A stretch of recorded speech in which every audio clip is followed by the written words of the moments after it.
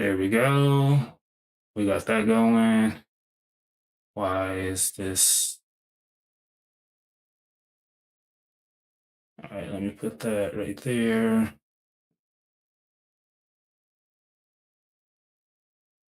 All right, cool.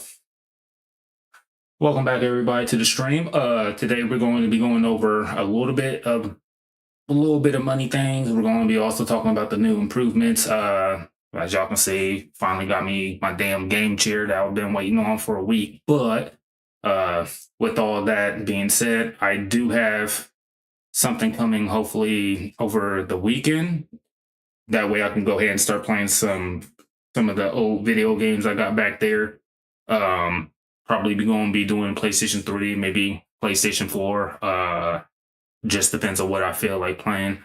And we're still going to be doing money streams. We're still going to be, helping. I will be helping y'all get better at making money, at least to the point where you don't really need to focus on, getting involved in scams and stuff like that. So with that being said, we made some upgrades to our stream. I do got a multi-chat on, so I am currently streaming on Twitch, YouTube, and Rumble. The problem is I can see the Twitch and the YouTube stream because I'm using Caster Labs. I have to have the Rumble stream on a separate screen over here. So, the mouse shows, I know y'all can't see it, but I have the multi-chat right here, but then I have the Rumble stream right underneath, and then I have the multi-stream stuff, so I can go ahead and turn everything on at once right here, and then I have the OBS right here. But when it comes to, with all that stuff, we're going to be basically talking about the Great Reset that I have suspicion to believe that it will happen in 2030. The realism of this happening will be between 2028 and 2035. So between those 7 years, it will be practically about roughly that. So we're going to be reviewing Fresh and Fit, basically what they're going to be talking about back in 2025 when they did this stream. And we're going to go over some key points that they're talking about. We're going to go over if it can be true or if it's not going to be true. And we're also going to be, talking about other things. And mind y'all, Fresh and Fit do have a language thing. So if it gets a little bit too much, I will actually speed through most of this and probably have to catch on the points going by ear.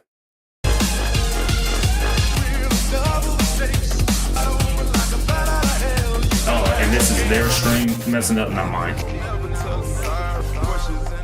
All right, and we are back. What's up, guys? Welcome to the Fresh Fit Podcast, man. Money Monday, man. Regular edition. It's been a minute since I was gone for a bit, but we've been making things happen behind the scenes. As you guys know, I was in Vegas for most of last week, and then I went ahead and I just came back from DC. How dare you? Did a show with you could tell them Jake Shields, because Hodge Twins. Everything else works perfectly fine on met my up end. with Brandon Herrera and Donut Operator out there in Vegas.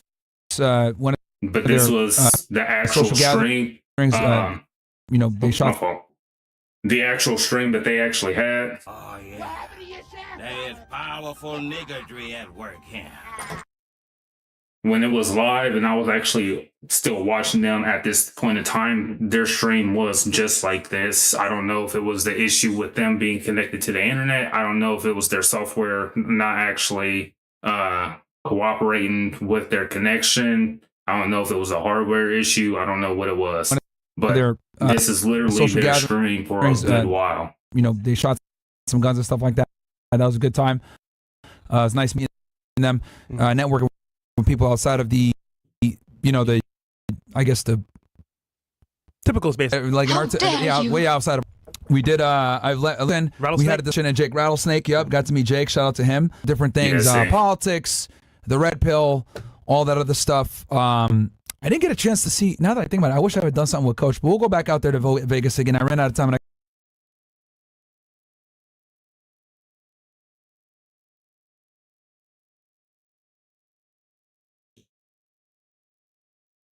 shit. Yeah, as y'all can see, I know it's not going to show up on the screen, but over here, I do got a couple of things that's being said in the chat at the same time while, communicating with both Twitch and I'm going to disregard that comment. Hippo, I'm going to disregard that comment. I don't know why you keep on coming in here trying to start stuff, but just going about your day, bro. If you don't like my content, go somewhere else, bro. Like, nobody cares about what the hell you got to say when it comes to this. I couldn't link up with Dan. He was a little busy.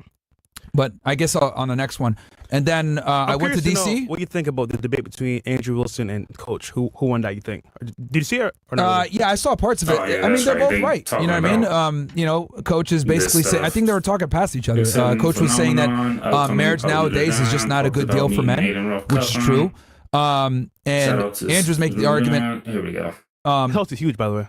We should bring him back. We could bring him on some more girls just so he doesn't get drunk this time. Yeah, he was lit. Okay, Money Monday, fellas. All right, the Great Reset. Something's coming, fellas. Very sinister. And if you know what I mean, very. It's like a double spamming. So, remember I mentioned to you guys before that I was at a conference in Vegas with some people, and they mentioned the car market going down, housing market going down, crypto going down as well. And the weird part is that, like, just I apologize for his speech impediment. I don't know if he's ever going to improve on that. I don't know if it's just him talking online or trying to put up a performance of any sorts, but it's not getting any better. Just last month, October itself, there was a layoff count of job loss. 150,000 people got laid off their jobs. Most of the people that lost their jobs were in tech. It was basically most of the tech companies were trying to implement AI into their workflow. So unfortunately, a lot of the jobs that really didn't need a person to be involved, most of those jobs were taken off from or were taken over by AI. But that's because of the fact that really they didn't need a person for that specific job anymore, just because of how big the companies were. Just listen to the companies that he's saying. You'll understand what I mean. Let me say that again. Last month alone, just in general occupations around America, 150 people were laid off. So the job market is cooked, fellas. And let me just say this. We're going to go through 5 things you can learn today to kind of, I would say, avoid what's coming next. Because if you're not careful, all right, so I don't think it was this stream that they talked about the specific job, but it was when they did their research, it was basically Amazon, Microsoft, I believe it was one of the crypto companies that they were always supporting, an oil rig, and then another different company. I can't remember fully what it was. But I remember they were talking about Amazon, Microsoft, and Google. The thing is, most of those jobs, they have positions filled in where they don't really need the person anymore just because of how big the company is. If the company has over 5,000 employees, but an AI can basically do the same, let's say, monitoring that the position that they have filled up can do.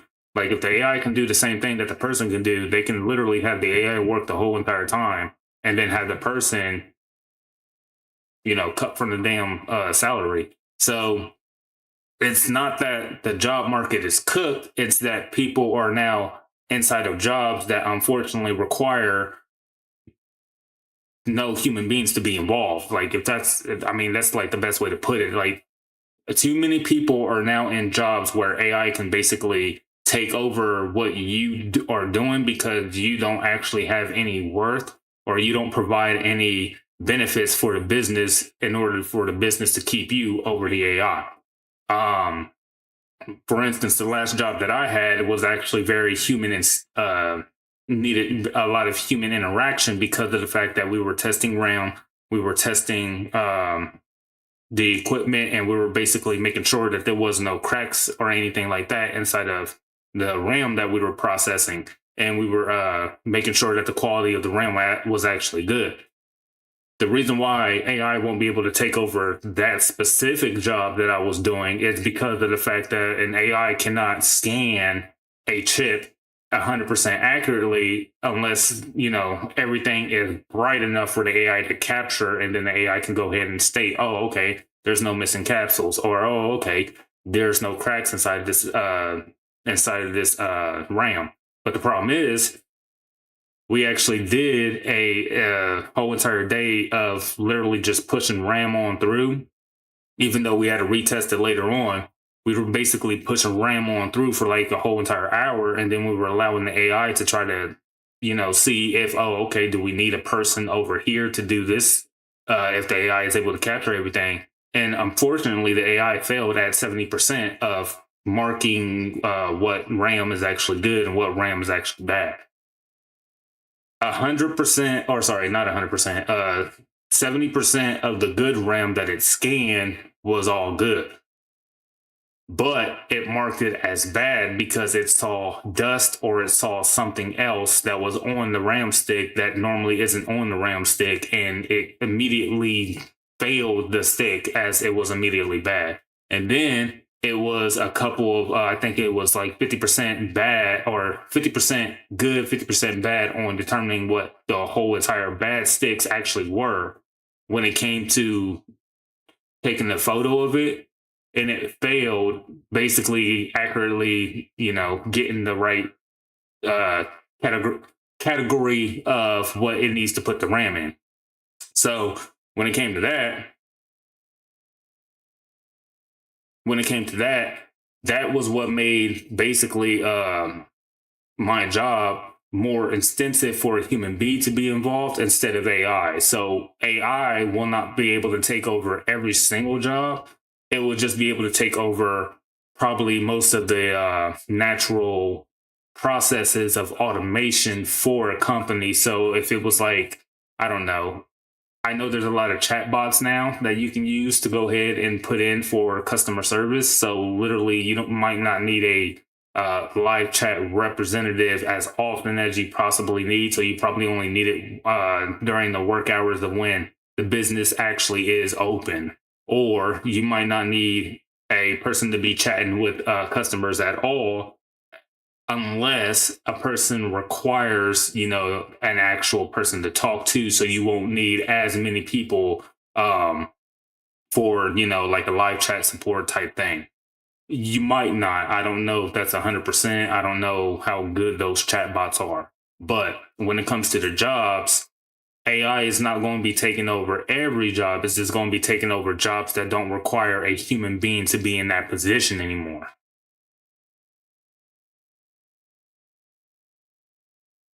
Like, your next moves, it could either end you or make you really rich. So there's a middle place between rich and poor called middle class. That is now pretty much gone.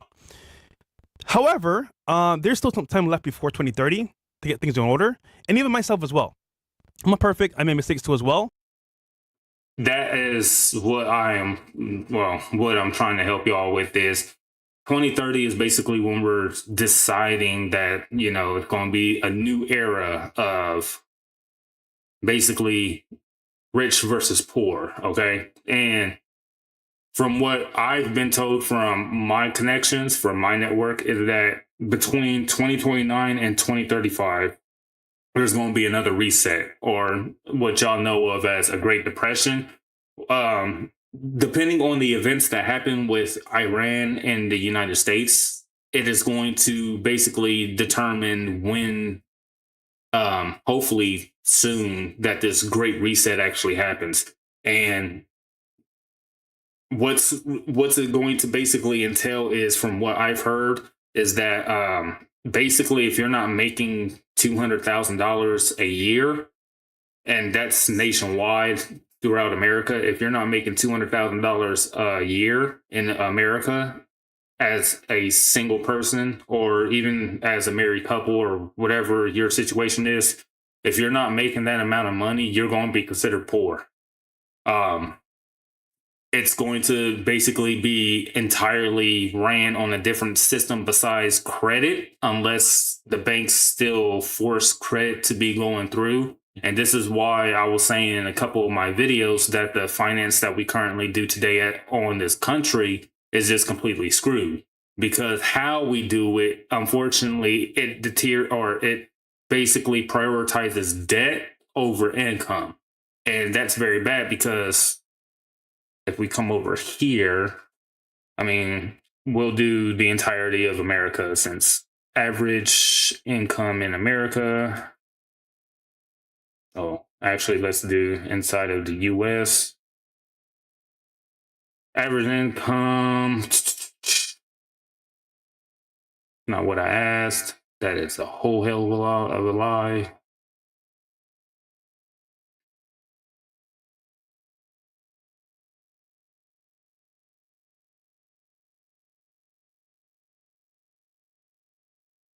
Okay.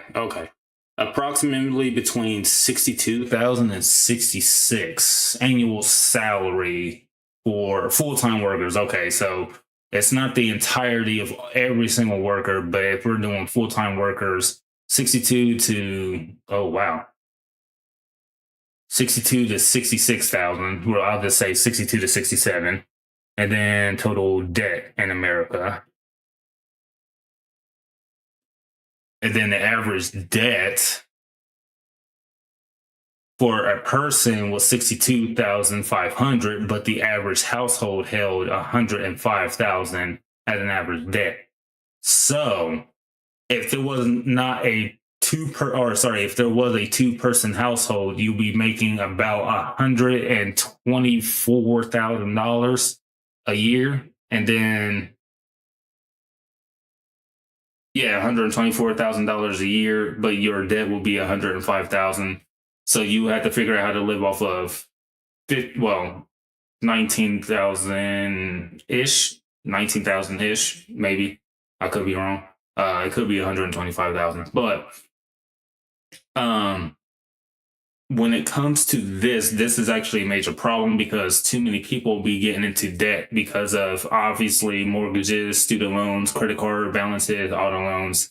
Obviously, those are the biggest ones. And then for average household debt, it's basically a reflection of too many people get into too many debts, and the household as a whole doesn't want to literally tackle each individual's debt to take it all out.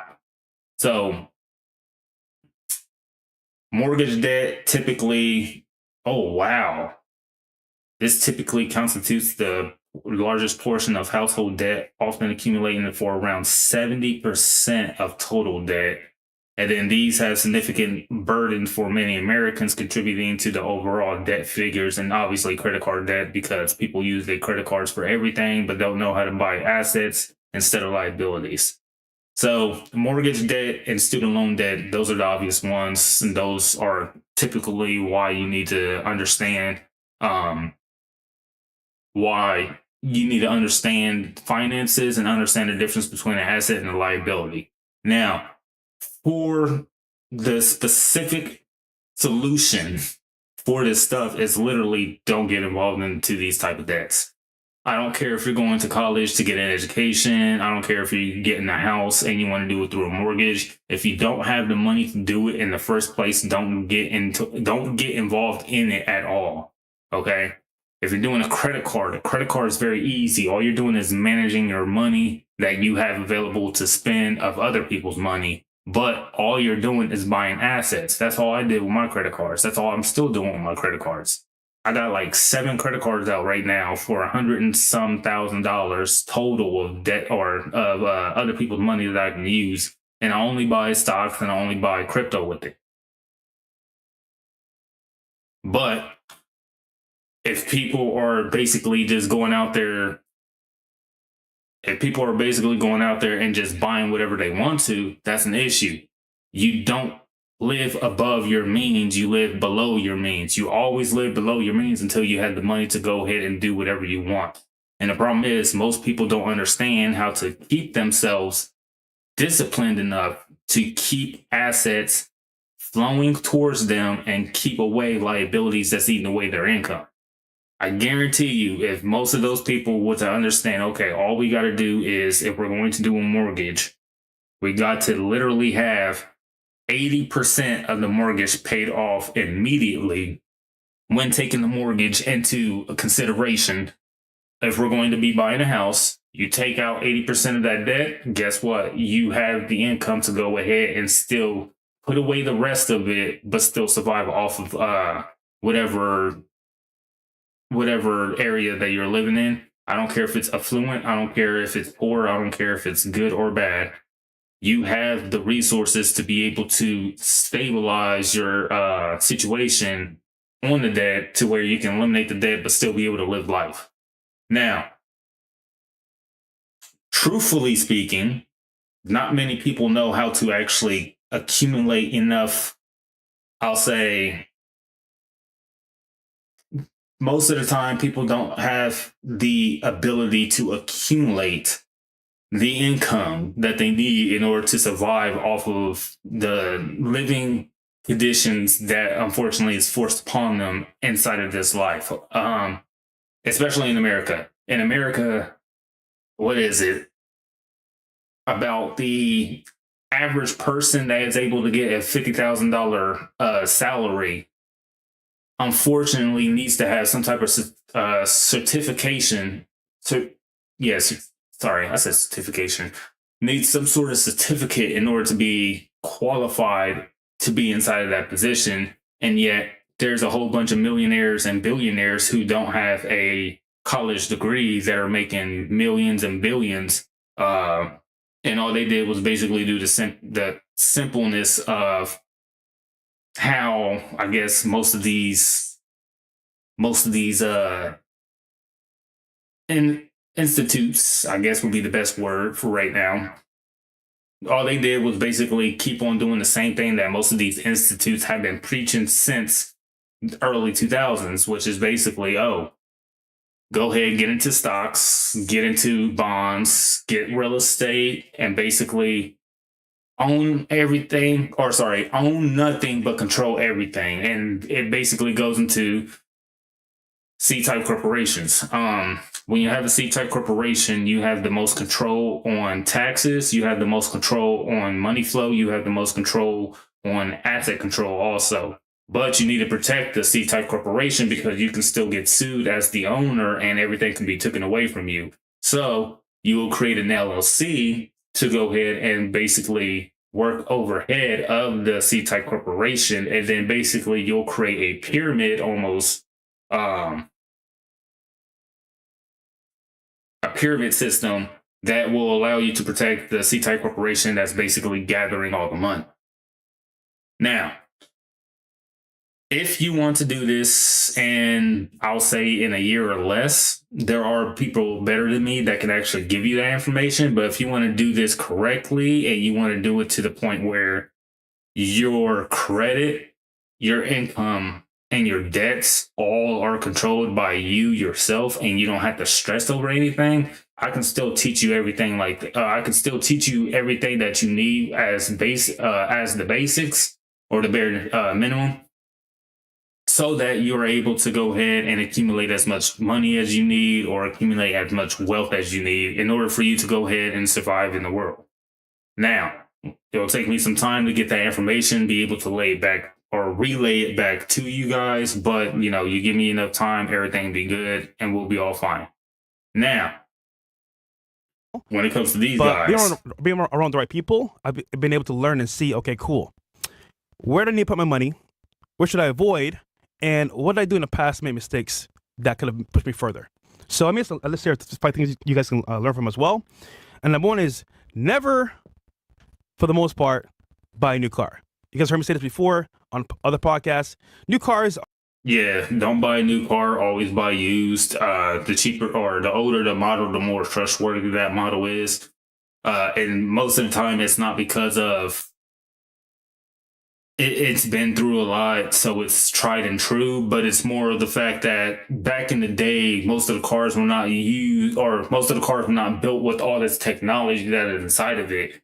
if you get a new car now, it's actually very easy for somebody to actually go ahead, hijack your car, take it from you, and you can't do nothing about it because they basically have technology that can go ahead, break down your system, cause your car to actually lower, or actually cause your car not to be able to understand any type of signal that's going to it. Unlock, open the doors up, boom, they can get in, start the car remotely, and then drive off. Like, they can do that, and they can have a replica of the key or whatever the signal that the key has for the car. They can literally just drive off with your stuff, and you can have the key on you, but they can still steal your car. That's why I'll always go ahead and have an older model. The only time I'll go ahead and get me a new car is if it's going to be something I'm never going to be, like, if it's going to be basically just for display, and it's only for my personal self, then I'll go ahead and buy me a new car. But if it's not for that, then I'm going to stay with a used car and try to go as old as I possibly can, as long as the make and model of that car still has enough parts around for me to go ahead and fix whatever issues are currently happening. All right, death trap. Now let me explain. The car looks brand new. You're like, you know what? I don't want to buy a car that someone's been in before, smoked weed in before, even drank it, smashed in. I get you 100%. Here's the issue though. That brand new car, before it even gets off the lot, is going to depreciate the moment that you drive it off the lot. And the weird part is that, like, the actual car itself, you could have bought it for 3 years under and save like 20% from that depreciation. So let's say the car costs like $40,000. You could have saved, just from having a used car 3 years under, $10K or more. So alone, you're saving money by buying a used car. But secondly, new cars, guys, are just a bad investment through and through. Because you're going to drive the car for what, a year, get tired of it and try to sell it, and lose money from depreciation as well as being upside down in the car. And upside down just means that you bought the car for a certain price and the value dropped so much, you're going to owe the dealership money to get out the car. So in essence, guys, buying a brand new car, not a good idea. I did it before in the past. I need to fix something real fast.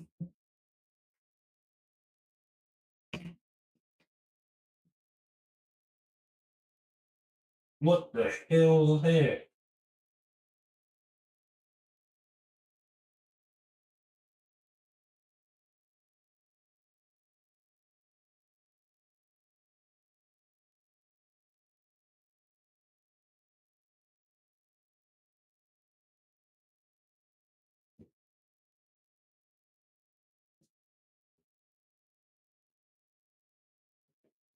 All right. That was bugging the crap out of me. So I know y'all don't know. Oh, hey Jay, how's it going? I got a whole bunch of mining equipment back here. And unfortunately one of them, like, it flashes when something's wrong. So it, like, when I looked over, I just saw that flash and they kind of, you know, start on me. So I just wanted to make sure it was good. Buying a car because it didn't make any sense. And I was like, you know what? Forget a used car, bro. Just buy a new car. I'm making money. But at what point do you say what's smart or what's not? And before we get into the video, you want to say anything about new cars? No, I mean, like, I've always said, I think your two biggest expenses a lot of times is your home expense and your car expense. And if you can knock one of them down and remove it or limit it significantly, that's going to help you a lot with other things. And new cars, man, are a scam. Now, fellas, a lot of times. Don't be fooled. Toyota and Honda are not what you think they are. They're still high-priced cars. So a new Honda, a Toyota, now costs minimum $50K. I'll say that again. So they New emerge cars, into luxury now. Toyota and Honda, that were friendly, smart, economical, are no longer those options because they're the same price as pretty much a Mercedes or BMW. So, in essence, fellas, the car market is going up and your pockets are going down. So buying a new car is going to destroy your wealth because, again, it's a silent killer. You got to pay insurance. Can agree with, at least with that point. I won't go too much about like cars and stuff like that, but it's basically, yeah, don't buy a new car. You're better off buying a used car just because of the technology that's not most of the time not inside of used cars. Once those old models or once those old make models basically get replaced, though, it's going to be screwed for a lot of people in the coming years.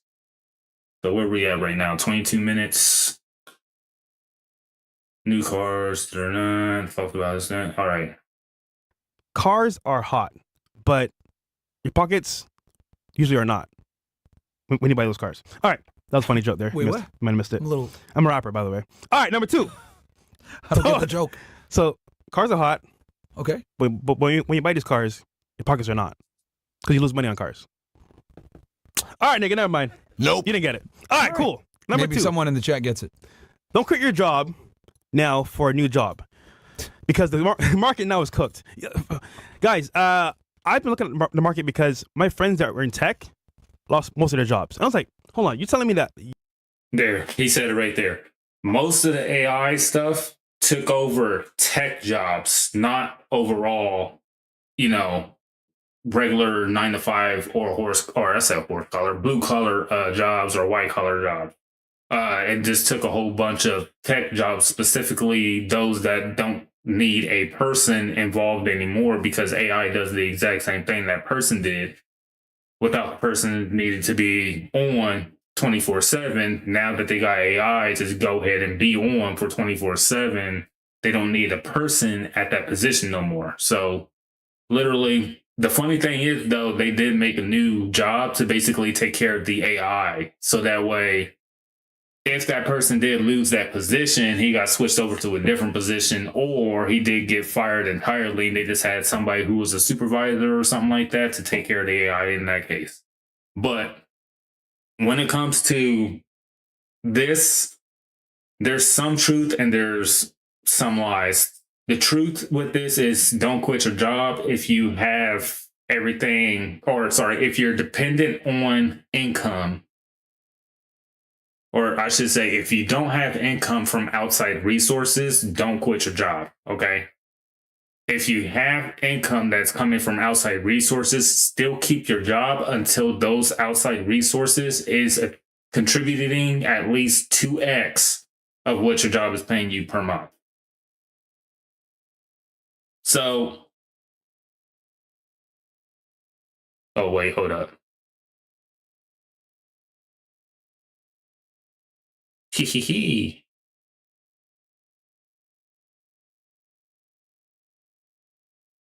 There we go. So when it comes to, I was just responding to somebody in my Twitch chat. When it comes to any jobs that you currently have and you're like making, I don't know, like let's say, okay, let's say you're making about like $2,000 a month, all right? If you're making $2,000 a month, you cannot quit that job until you're making $4,000 a month. Or if you actually gain an offer and you are able to work immediately for twice as much of the income that you're going to be receiving from that job. So for instance, let's say I was still working at my old quality assurance job, and let's say I was getting paid $2,000 a month. I would basically stay at that job until I would get like a data analyst job, which is what I got right now. I will basically stop until I have a data analyst job that reaches at least $4,000 a month, which is the case. Or I would stop, or I would basically get like my YouTube, my Twitch, my Rumble, my Patreon. What else do I got? Oh, my digital product. Unless that stuff is also building up and making me at least $4,000 a month also, then I wouldn't quit my old job. But my situation was different because I already had the data analyst job going. It was just, I just needed basically time to reassess myself and be able to get myself out of working entirely with the older job, and then basically was able to get this job. So everything's working out.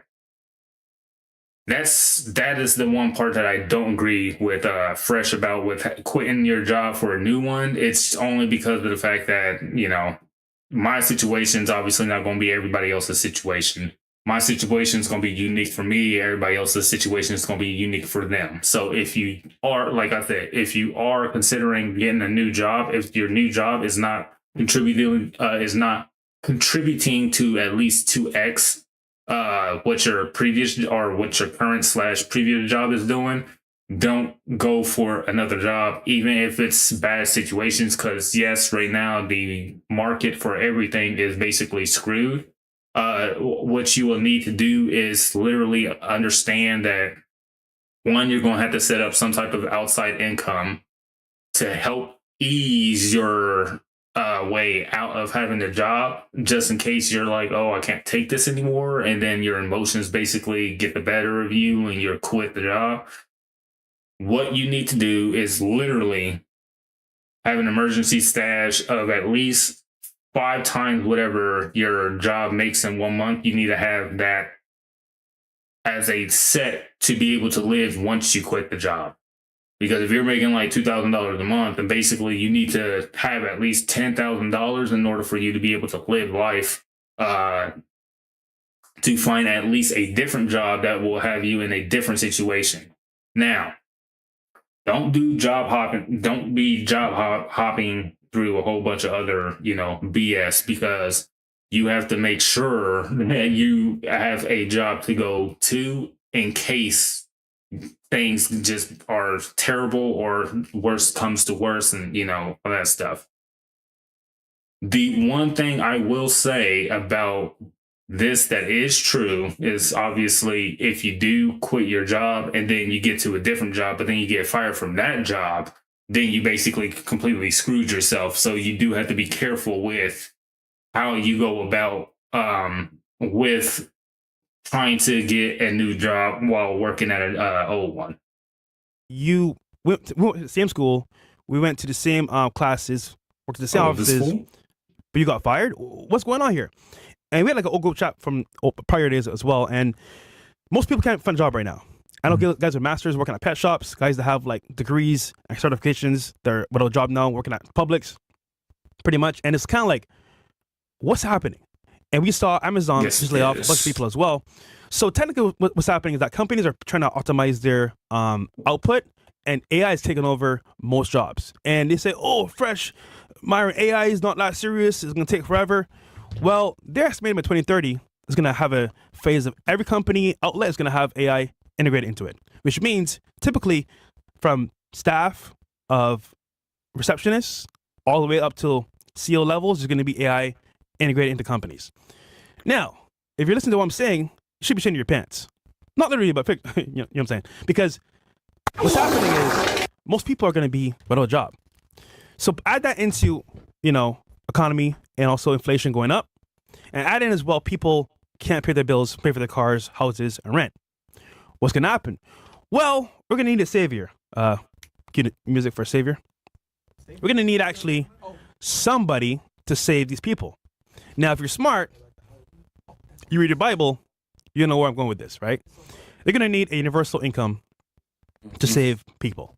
And when there's chaos, there comes order, because they create the chaos and then magically they give you the order to follow suit.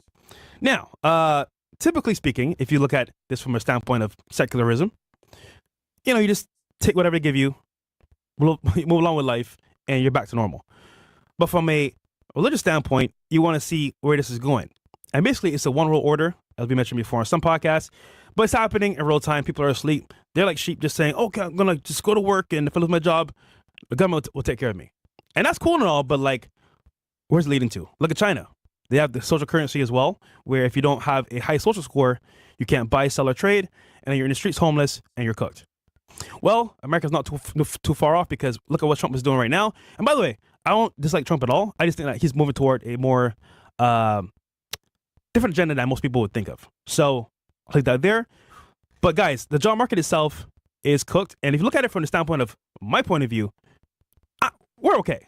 But for you mostly watching the podcast of a 9-to-5 job, which I think is great as well, you need emergency funds, because having emergency funds will help you weather the storm. Because if you lose your job today, what do? Now, the issue I have with the advice that he just said, and obviously, oh God, his face looks horrible. But the advice that I have the problem with is emergency fund. The thing is, your emergency fund, if all of this happens to come true, is going to be a lot worse than what it actually needs to be.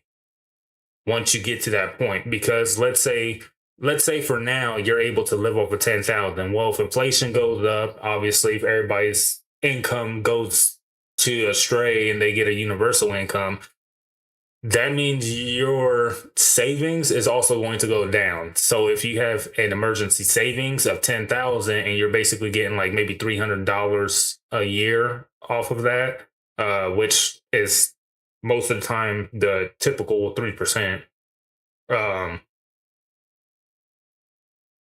If you're able to get 3% off of your bank, then you're screwed, because 3% you'll need 100,000 in order to be making 3,000 a year, and you need to figure out how to live off of 3,000 a year, meaning you're going to be homeless, which means you will need $1 million to actually be able to live off of $30,000 a year, because guess what? You have $1 million inside of savings.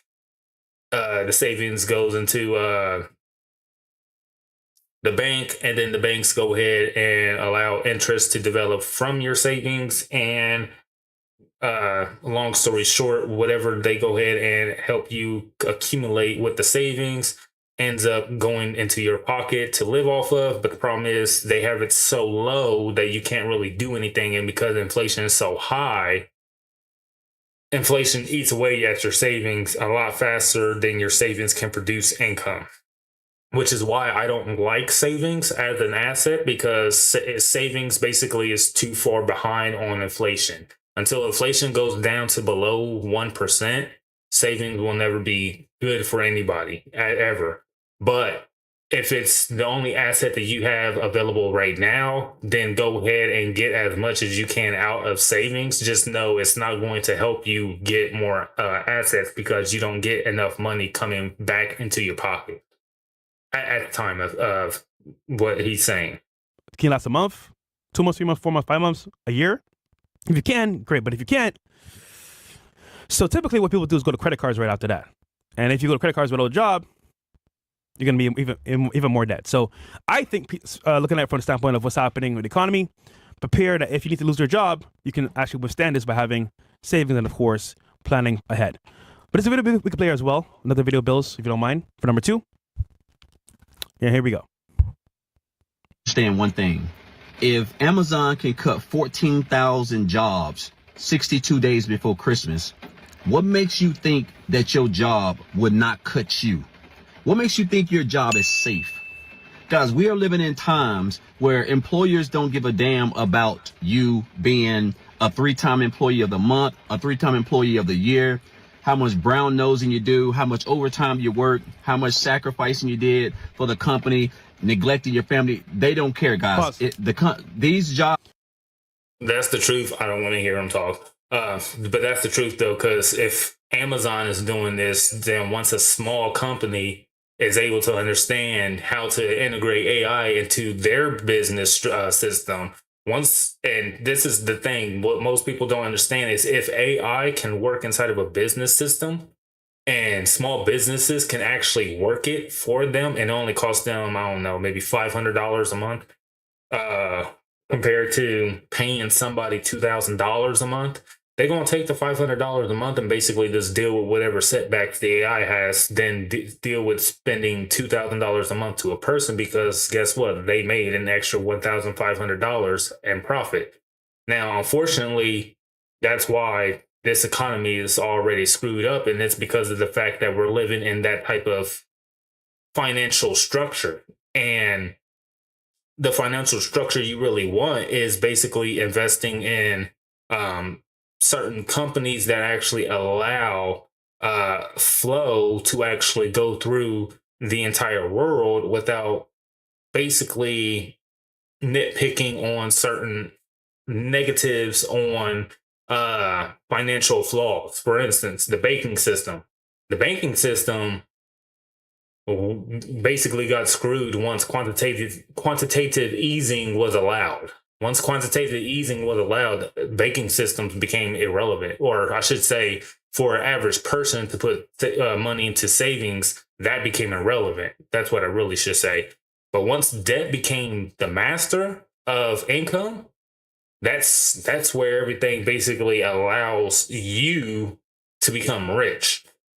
Because if you're able to use debt to become rich, most people don't know that, majority of debts in the world actually come from a lot of common people. And basically, you can make a lot of money off of common people's debts. And I don't really want to go down that rabbit hole, but for an example, let's say if one of you guys out there owe $5,000 in credit card debt, right?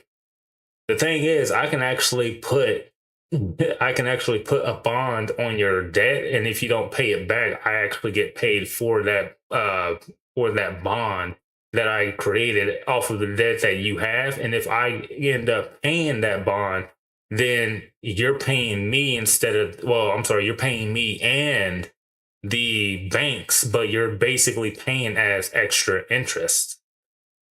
And that's where the interest fees actually come from. You want to know why so many people actually have high interest fees? You want to know why you have an APR of 35% when you first start off with a credit card? And it's because they don't know, banks don't know if they can trust you with money yet. So they put you at a high APR. And basically, if you go too far ahead of not budgeting the money that you have of other people to spend on, then one of those other people, if they want to, can basically recharge you extra penalties from the interest fees to go ahead and make you pay more than what you actually have to pay for. For instance, have you ever noticed that most of your car loans or most of your mortgages actually have a low percentage, but because of how much the money is, that percentage actually causes you to actually mess up a lot more than, credit cards? There's a reason why, and it's because that's how the system is actually made. The system is made to actually break the regular person, and it's supposed to make them break down financially to where they mentally lose everything. And it's really just a power game. Money has always been a power game. Money will never be anything different. But if you know how to play that power game, then you know how to actually integrate a whole bunch of other stuff to where you will be able to get anywhere from $15,000, maybe even $16,000, all the way up to probably like a couple $100,000 per year. Just basically understanding who is in debt, pay off their debt, and then basically they pay you through the bank. And I mean, yeah, not too many people like that, but they can't do nothing about it. I mean, that's the system they went ahead and got involved in. And that's why I said, it don't matter what president it is. All presidents are bad presidents because all they're doing is making more money for the rich and making more poor people basically stay poor. How many of you have jobs where you stay later after hours, you work a job with 3 people, you avoid family functions, maybe your kid's birthday, maybe even like your mom's sick in hospital, but you're working to help pay the bills. And then, company says, we're going to downsize. And you're on the list. After all the loyalty you give to them, all the respect, all the time and energy, the company just says, you're gone. And it's kind of like, at that point, what have you been working for? For a company that's not loyal to you at all? For a paycheck?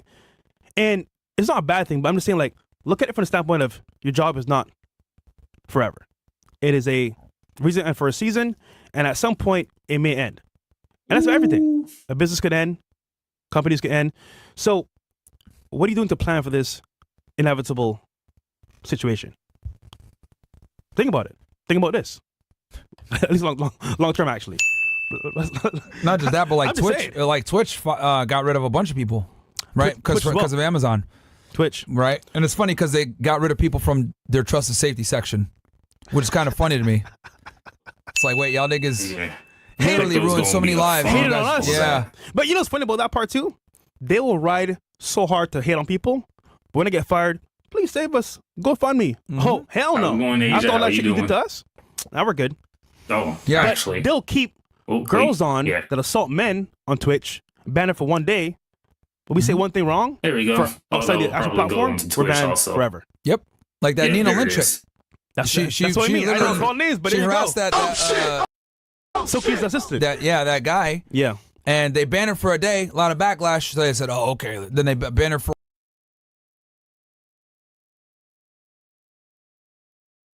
That just means for most people, you're probably going to lose your job. So think about this. What are you going to do? All right, number 3 on the list. We had number 3. This is going to be having a minimum of 6 to What 1 am I year doing? savings. Oh, so on my phones, and I do got phones. Like, as y'all can see, I have 1, 2, 3, 4, 5, 6. I have 6 total phones. But on my phones, each one has a specific app, and I should have basically just had them all on one similar app. But actually, let me make sure that y'all can see this, because it is actually kind of important.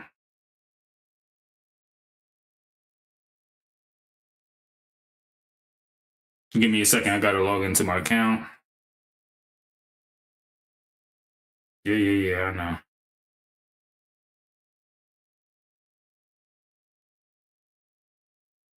Yeah, whatever. Come on.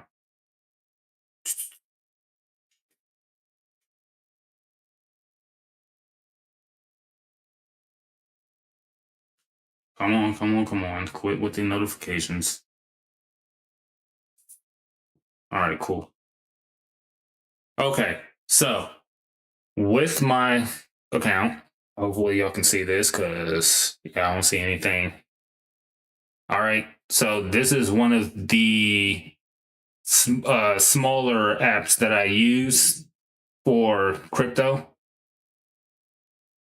and that's the least amount of money that I actually have. But all of that was from, oops, did the wrong thing.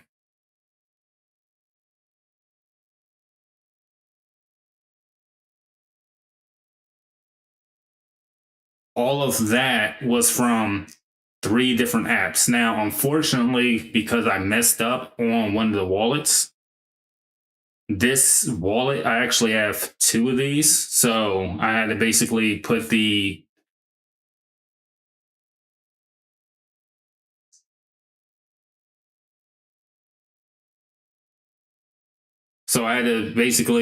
and this app that I just showed y'all, this app actually has a lot of staking benefits. The other one has staking benefits also, but I put like all of my extra stuff into that one because the staking rewards is a lot higher, but that's because you can actually loan out what you actually have to other people and get back like 10 extra percent or 15% of the crypto that you're holding.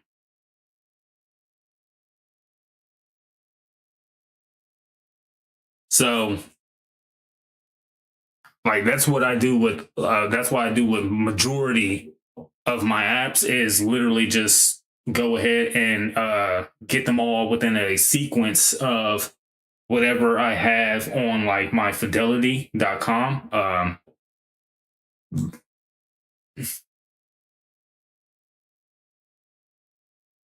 I won't put the link in here because I don't know if that will actually mess up everything. But this website that y'all see inside the chat right here, it says, oh, there it is. Okay. This website right here is where I have majority of my money, or majority of my money with stocks locked up in. Okay. And then I have in this specific one, before you speak, I don't like how you be stuttering all the time. Stock market. Oh, wait, no. Trading view. Yeah.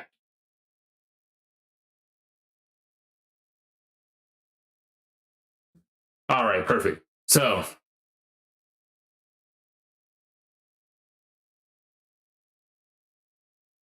don't care about those. Okay, crypto, yeah. So indexes, normally if you put money into the indexes, you do get a better return on some of this stuff. Oh, crypto market cap is going down, guys. It's going down. But obviously that's within I think the past year. Oh, no. That's just within the past month. Okay. So it's stabilizing right now, but it still looks like it's going on a downward path. Anyways,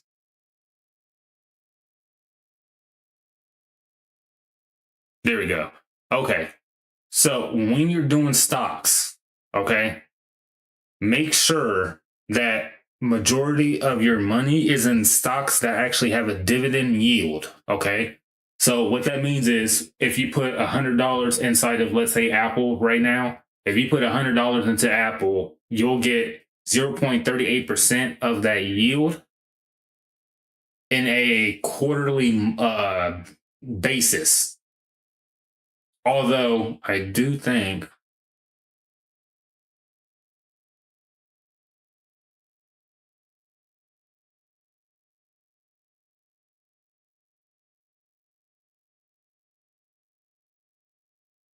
okay. So, yeah, it does pay out quarterly of whatever money you have inside of the company's stock portfolio. So, if you put 100 in, 3 months pass, and then you get 38, I think it will be 38 cents. You'll get 38 cents. You'll technically have 138 cents if the stock price did not go up or go down. It stayed neutral. If you put $100 in, but then the stock price went up, and let's say it goes from 274. So mind you, last time I did a video, it was at 264. It was at 264, so it went up $10. Just so y'all know, this went up $10, this went up about 15, and this went up by, I think this went down. So again, you put some type of money into a stock and make sure it's in a dividend yield. That way you'll be able to get you'll be able to get some money back while you keep $100 inside of that portfolio. And you'll always be accumulating some type of wealth, okay? Although it's not a lot of money, if you have $100 and let's say 25 of these and they all have a different yield, guess what? You'll be able to be making money periodically throughout the whole entire year, even though it's not a lot of money. But it is going to eventually be a whole bunch of revenue that you get because, mind you, you can leave all this stuff inside of your account for decades on out. And that $100 could turn to $10,000, but mind you, you got 25, so you can get $250,000 probably in 2 decades, maybe. That's obviously if the stock market explodes 2 times within, or actually 4 times within those 2 decades. But if you are able to get inside of these stocks, yeah, a lot of people are saying buy.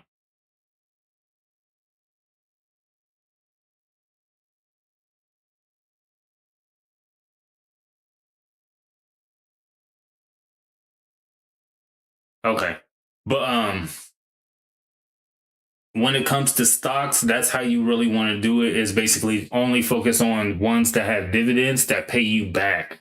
Because then you're actually accumulating wealth. You're not basically trying to buy low and sell high and hope that your stock doesn't drop within the next couple of months, because we are in that area where everything is kind of shady. You don't know what's going to happen. But more importantly,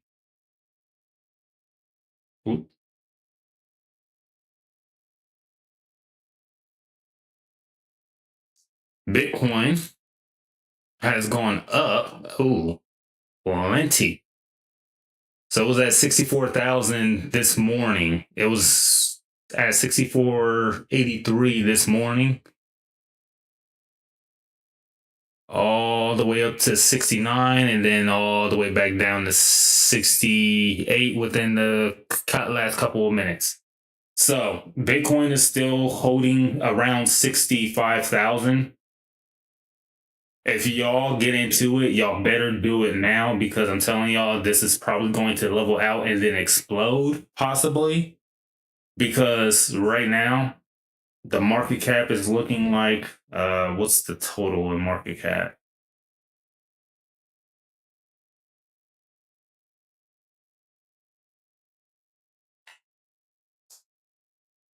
Looks like just under, actually, it looks like it's probably over 2.2 Yeah, it probably is what it was just saying on TradingView. 2.32 billion, but especially with a job loss. But Myron, we'll, you're we'll very good at continue saving on with money, this. better than most people I know. Actually, Andrew gave you the credit saying you're smarter than him and me because you don't spend money, you save a lot of money yourself, and you invest it. What would you say is one of the things that people can learn from you about saving money, having an emergency fund? If you just keep your expenses low, you don't even have to budget. Asia, please don't be arguing with people on Rumble. There's no need to be arguing with people on Rumble. There's no need at all. Oops, sorry, didn't mean to do that. I rarely, yeah, that's like one of my cheat codes is I keep my expenses so low that I don't really even have to budget because I don't spend that much. Like, I mean, obviously, I Okay, now this is the one thing that I actually like about Myron is the fact that he is a minimalist, which means he basically does not waste money on things that he obviously knows he's not going to use anytime in the future. He literally only buys what he knows he's going to need for now, and he most likely only buys for what he needs for now on till the next year. So his apparel, everything that he has on is probably stuff that he's had for a while, or it's stuff that he's basically trying to use for promotion for himself to basically get involved out in the world. Now, when it comes to being a minimalist, there's only two things you really need to understand. One, you have to understand what's your budget for withstanding hunger. Okay, that's number one, and then number two is secondly, what's your budget for withstanding boredom? Okay, those are the only two things you need to know about being a minimalist. One, what's your budget of basically being away from hunger, and what's your budget being away from boredom? Because when you get bored, people spend money. When you get hungry, people spend money.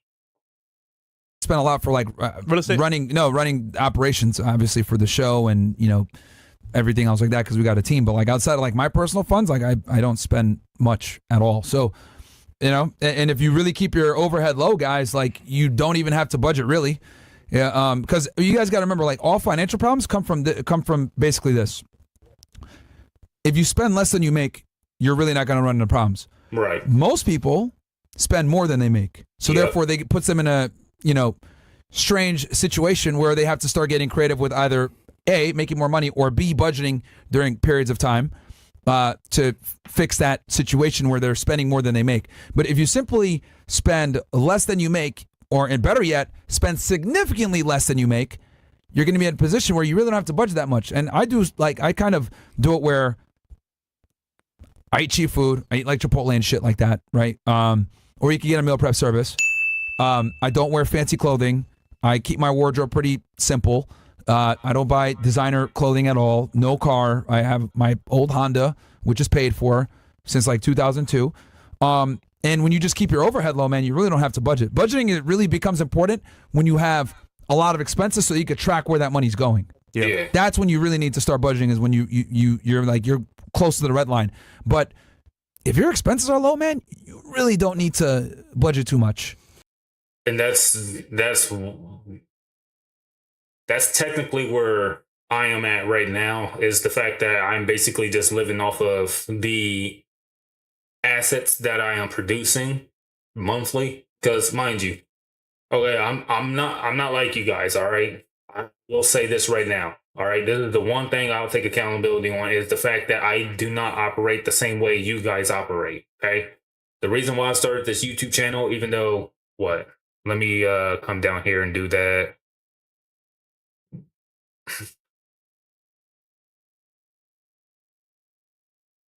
Actually, no. Yeah, view my channel. More. Yeah, so 2 years ago, I started this channel, okay? 2 years ago. The thing is, I made a comment 2 years ago on January 1st, 2024. I just commented on somebody's video. I didn't actually make a video. I started making videos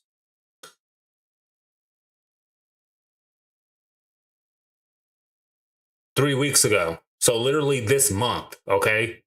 And let me make sure. We're going to. You going? Yeah, I did a video on them, but it really don't matter. No. Oh, oops. There we go. Yeah, 2 weeks ago. Or I said 2 weeks ago. 3 weeks ago. Sorry. This is my first short. That means bop.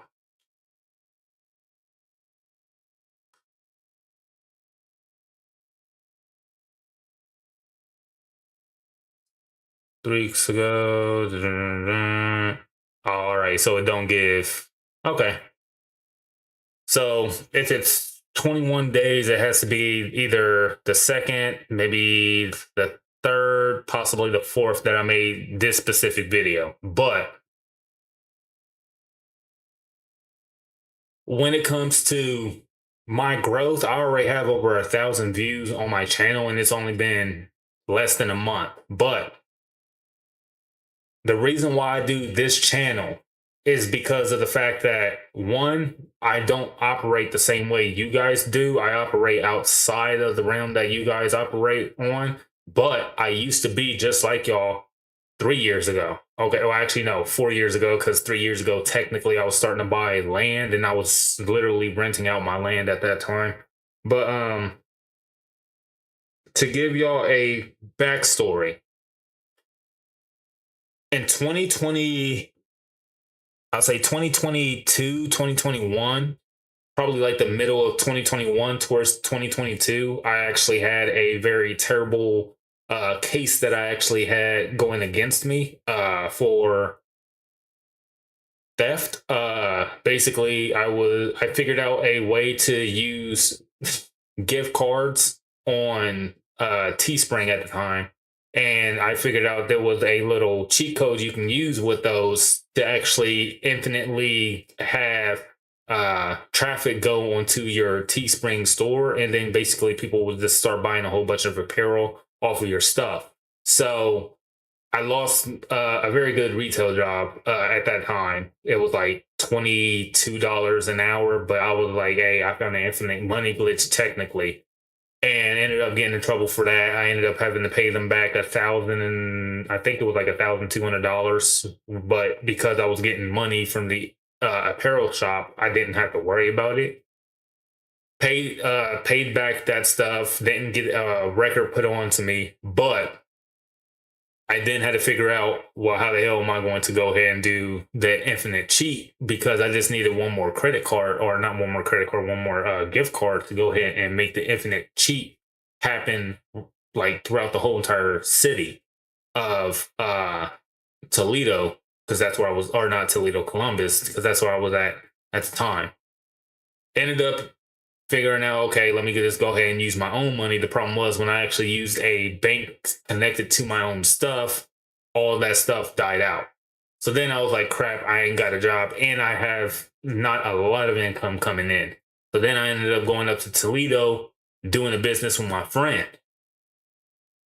In 2022 to 2023, he allowed me to actually get paid out $100,000, but it was $100,000 in stocks. So I ended up selling that off to somebody, putting that money into a whole life insurance policy. When I put into a whole life insurance policy, obviously living off of the income that I was getting from him, from his business, the whole life insurance policy finally got up to, I think, 100,000 after 2024. And then I basically started taking out loans and buying land, and then basically renting out my land to basically pay off the loan that I used for the whole life insurance policy. Now, the whole life insurance policy at this time, it's February 25th, 2026. So at this time, the whole life insurance policy cost about, or I should say, has the benefit of 196,000 and some change. And by next month, the 5th of March, it should actually spark up to over $200,000. And that's just 1 out of 9. Sorry, 1 out of 9 whole life insurance policies that I have. Now, I have a course on Patreon, because I do have I believe I have a link on my Patreon for my Patreon. Actually, I don't want to get rid, so let me come back here. Yeah, this is my Patreon high value circle, even though I changed the names to it to actually make more sense.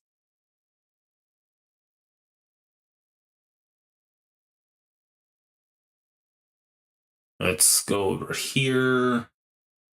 And it should be on my about section. Yeah. Let's see. Yep, that's my Teespring store, my vidIQ link, Opus Clips, my Patreon, yep. And yeah, WAP affiliate. So on my Patreon, I actually figured out how to go ahead and structure everything together to make sure that people can actually make as much money as they want to in their lifetime. When it comes to social media, right now, that is the number one asset that anybody can have right now currently is social media, but not because of the traffic, but because of the authority that you can actually build while you're growing the traffic, okay? Now, the second and ideally equal asset that you can actually have is an email list. And the email list will allow you to actually control the traffic no matter what happens with the platforms, no matter if the platforms go ahead and changes its algorithm, no matter if a platform goes ahead and shadow bans you or does whatever. As long as you have an email list and as long as people are signed up to the email list and whitelist your emails that go out to them. Sorry, my contacts are acting up a little bit. That's my fault. Shouldn't have put them on as early as I did, but oh, there we go. When it comes to an email list, when you send out an email and let's say you send out a video for people to watch, they can click onto that link, be sent back over to YouTube, and then literally just go on a binge watching YouTube, scene and basically go ahead, get your views up, get your get your views up, get your money flowing. If you're monetized, if you're not monetized, and get your watch time up. It can hopefully get you more witnesses for getting your subscribers up. But if you have an email list and you have social media, then you have yourself unlimited traffic as long as you know how to work your free traffic resources. Now, if you don't have an email list, I actually do have one that you can actually join. I'll have it inside of my description on one of the, actually I'll have it on my description in upcoming videos. I'll switch out some stuff and stuff like that. That way I have everything perfectly made for how I need it to be made. But when it comes to an email list, that is probably financially wise, it's the best asset to have no matter who you are, no matter what you do, no matter what situation you're in. Oops, I did not mean to step on you. Sorry, phone. Yeah. But when it comes to, oh God, oh damn, she's a fucking Dragon Knight. Okay, all right, Jay. But actually, let me see something here on this one.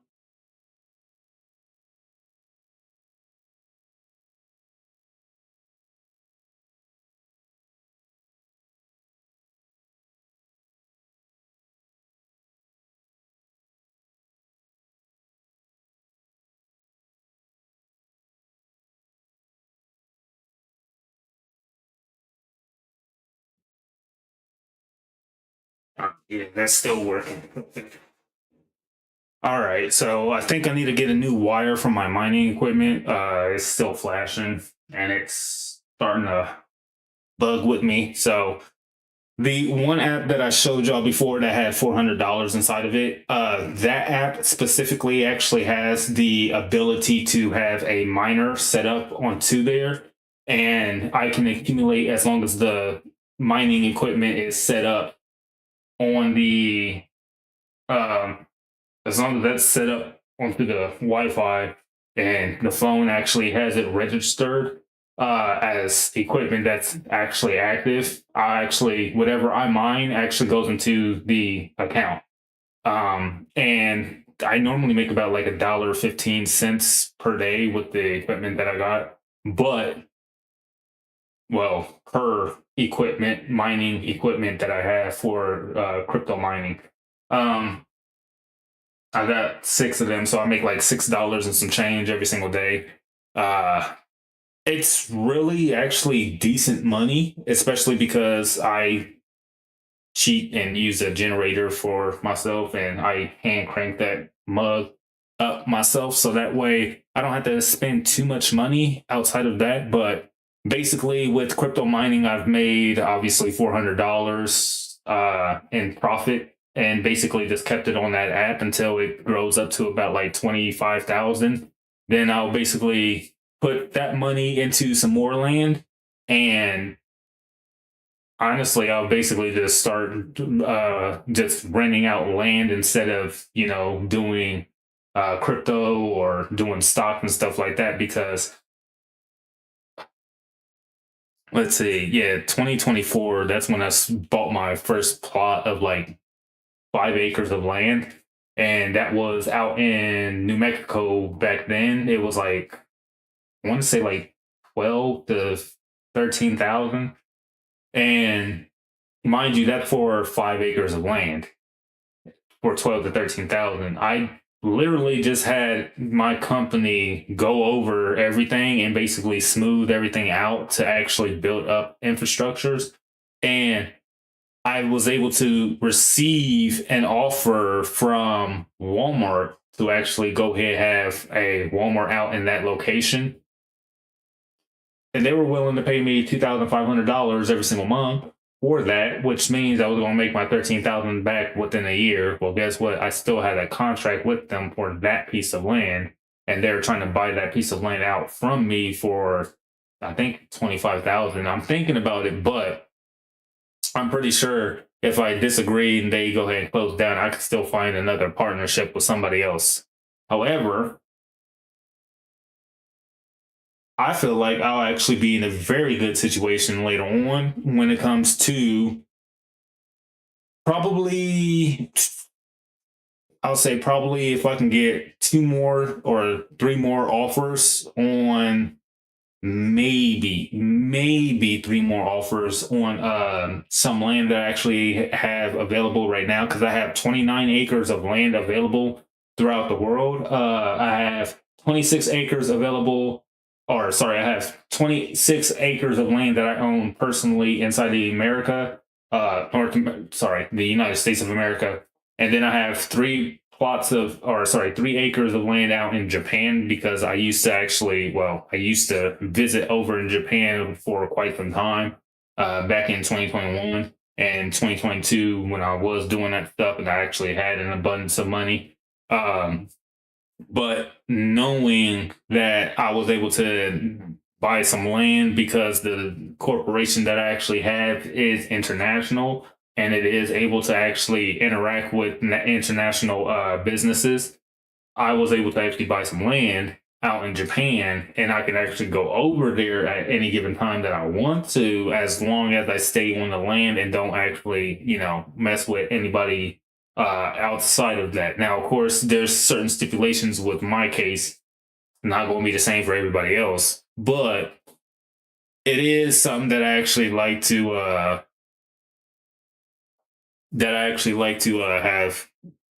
conversation with some of my mods on Twitch with, because like what I'm eventually going to do is build basically a community and actually have everybody living literally in one of my acres of land. I'll probably build 3, maybe 4 10-bedroom type houses with at least 6 bathrooms and stuff like that. Everybody can live out there. And when the Great Reset actually happens and not everybody is able to, be wealthy enough to take care of themselves, I can go ahead and give up one of my parcels of land and literally have everybody living on that. The houses is only going to cost about Probably 2,000, but mind you, that's rent for everybody, or not rent for everybody, but rent for the whole entirety of the house. So if you got 10 people in there, it's only $200 for each person. As long as y'all got a job, or as long as y'all got some type of income coming in, y'all should be able to come up with that. Now, of course, that's if everything goes to plan. If everything does not go to plan, then it's going to be plan B, which plan B y'all not going to like, but it's basically me just trying to buy up as much land in certain places of New Mexico, Arizona, Texas, Oklahoma, Colorado, like areas out there, and basically just living off of what I know I can actually charge for being out there. Outside of that though, it's going to be a fun time because not everybody knows who I am, not everybody knows what I do for a living, but I mean honestly, it's literally just I live off of dividends and interest. That's it. Like I literally live off of dividends and interest. I get about $2,000 a month just doing dividends and interest. That's it. Also, So- less is more. Yeah. Out there having everything, highest, lowest, cars, lifestyle. Less is more, man. I'm happier with less than I was with more, and I feel like I'm more in control.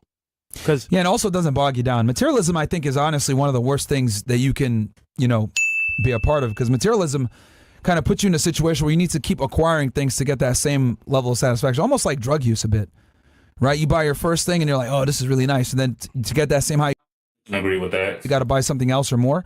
So, yeah, I think materialism just sets you up for an inevitable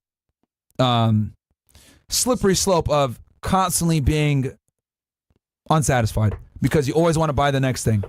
so, just after your point, remember I was in that nigga phase. Yes. I was going ham. Come on, man, just keep it real, bro. It's just for the chat. You feel me? Just being transparent here. I felt like, okay, you know what? I'm working my ass off. We're doing numbers. Why not, get some designer shit? You know what I'm saying? Like, just be a nigga for a little bit. That's a bad mindset to have there, buddy. Let's see. Let's go over to. Damn, 50% of Americans have less than $1,000 in savings? What are y'all doing? I got $5,000 in savings, but okay. No, yeah, I mean, okay, so JC, the I don't know what the hell that name is, but JC basically states, you obviously said that you operate outside the realm of us normal people. Like, of course, you have a whole bunch more. Plus, you sound like you're a lot older. I mean, yeah, that's true. I mean, I'm only 30, but I mean, I understand because of the fact that I operate outside of the norm. Like, I can literally have about like $5,000, $6,000 in savings, basically to take care of my butt. Everybody else will probably only have like 500 to 700, maybe less. But I mean, shoot, seeing as, bro, who are you? You're nobody.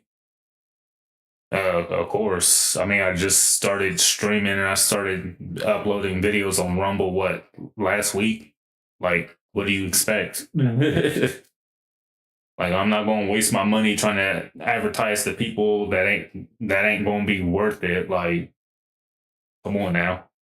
But, like I was saying, when it comes to savings, bro, like in my eyes, you're supposed to have at least $10,000 in savings because, and again, this is in my eyes, that's at least 5 to 6 months of savings, or sorry, that's 5 to 6 months of living with also covering emergencies, just in case type stuff.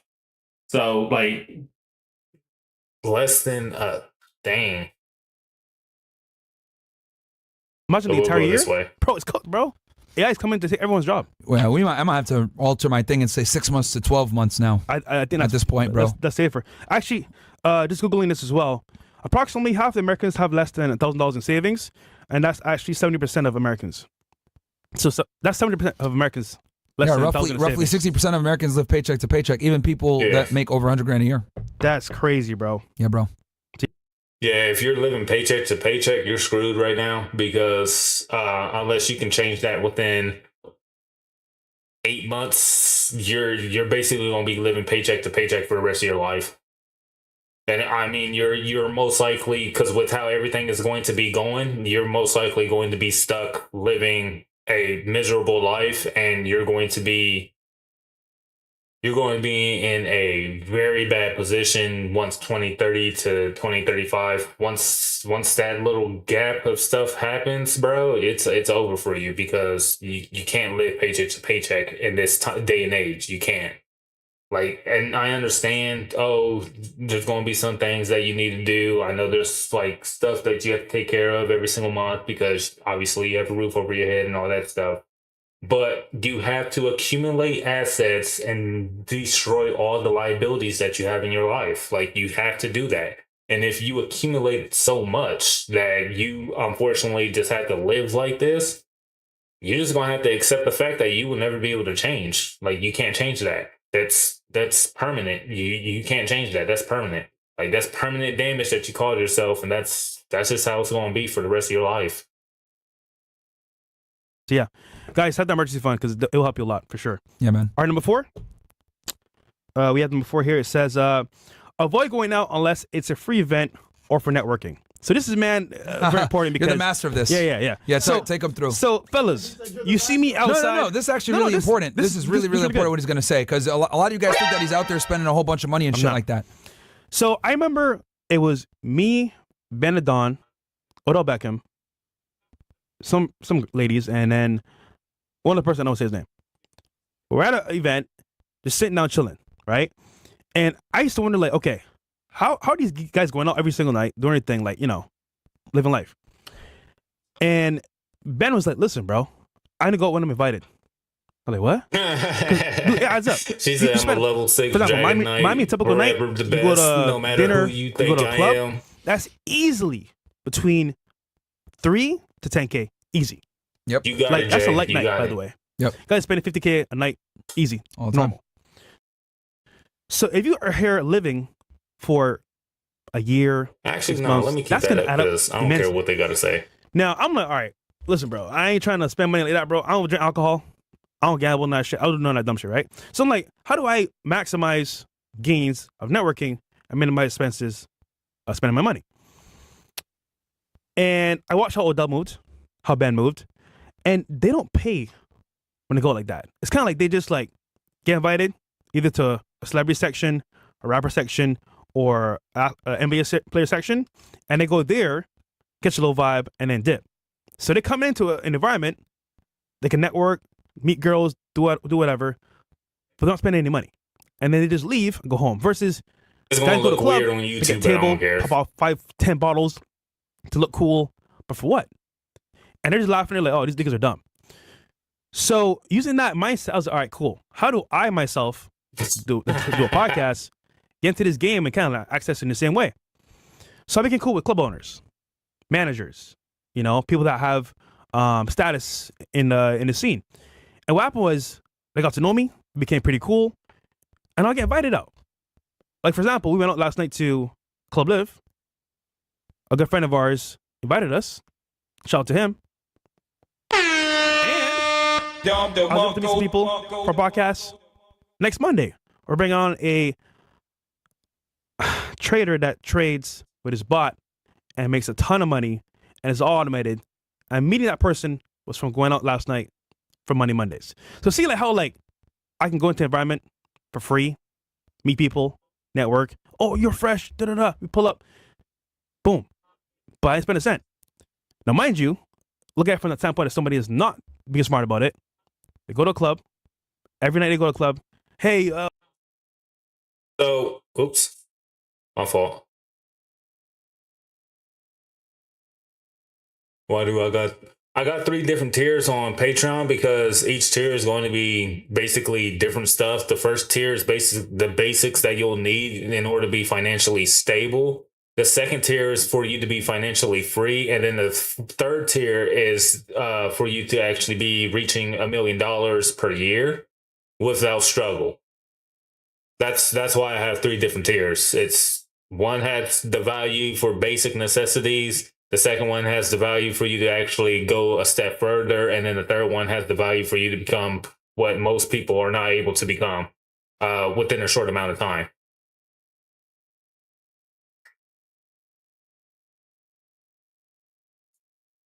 How can you say that when you yourself are not a millionaire?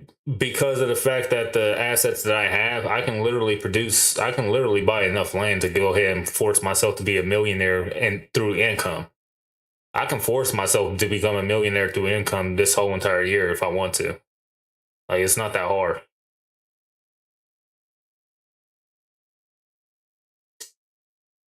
And you know what? Because I already know you're going to say, then why don't you do that? The reason why I don't do that is because, one, taxes for how I would do it will basically be too high and for me to actually keep on doing that on a profitable level without causing more stress than the stress that I already have accumulated, which barely is any, and I want to keep it like that. Number 2, the reason why I'm not a millionaire currently is because, one, I don't have a C-type corporation that has a whole bunch of freaking strip clubs and I can go ahead and launder money. Like, come on now. That's the easiest way. You really want to do that stuff, you can do that, since that's what y'all were talking about inside the chat earlier. I'm just saying, you can do that. Welcome back, sir. 10K, 5K. So I just think from a standpoint of just networking itself, if you're smart about it, use access. Meet a manager, meet the doorman, meet the guy maybe on the club, give him a good tip. You never know. Hey, listen, my name is Frank. I live here in Miami. I love to network with you. Like, I love your club, because that can lead you to so many different opportunities off of just knowing somebody in the industry. You might need a promoter. He has access as well. You give him like a little tip, you're good to go. But you don't have to spend a bag every time you go, guys. Like, for example, you go to a bar, you're gonna sit there, get a bunch of drinks, maybe get drunk, and you're gonna drive home. Like, that's gonna be like, okay, bad choice, because you might get hungry for food after. So I'm just saying, like, be smart about how you move. Think about it long term, and think about this. If you are smart about how you move, think about this. Coconuts and Barbados. And you network properly, you can make many connections for pretty much like low cost on the dollar. So I just think that, like, look at it from the standpoint of, why am I doing this? What's the end result? What I want to achieve. If shit doesn't add up where you're doing it for low cost, high benefit, what are you doing it for? To get drunk and do dumb shit? For what? So, in essence, guys, just be smart about how you go outside, man. So, for those of y'all that don't know Fresh and Fit, this right here is Fresh. His name is Walter Weeks. He is a networking expert. He is very good with getting connections with a lot of people that are on a different level than what he's on. He's always able to network with people that have higher value than what he currently has, so he can get to that level. Dude, your nails need to get fixed, because ew. But yeah, nah, nah, bro, nah. Yeah. Anyways, Fresh can network with a lot of people and be able to get audiences with people that have high status and high value compared to what these two are able to bring out to their communities. But the one thing I will say about networking is that you can do it for free also. The only thing you have to understand is that you will have to probably do some type of work for that type of connection. And most of the time you will have to work for free for that person in order to actually get them as a connection.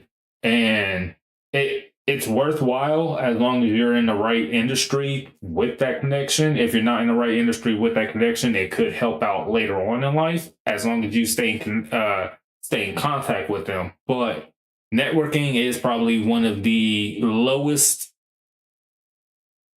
the least talk about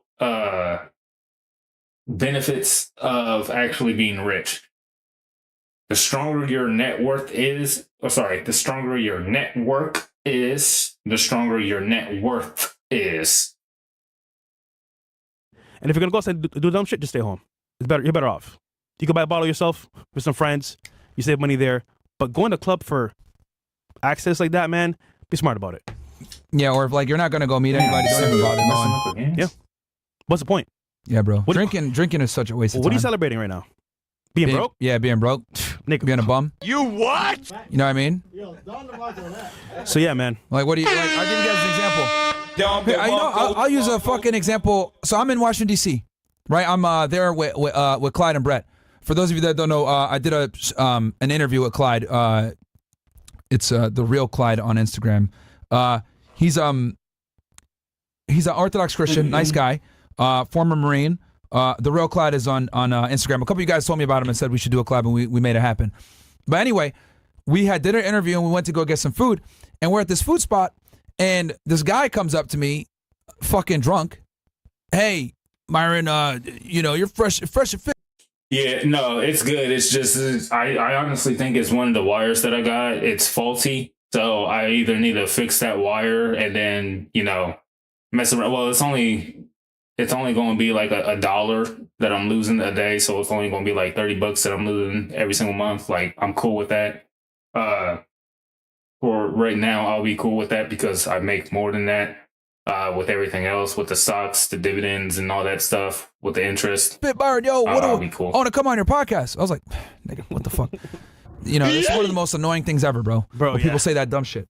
Like, and I'm like, all right, bro, just whatever, man. Just go. Because he's on his way to go to the bathroom, and I'm standing there in line waiting. So, Only all right, pay cool, for whatever, things that right? benefit you for self-improvement. I think he asked me for a picture, I and want we to took hear a this picture, part, cool. though.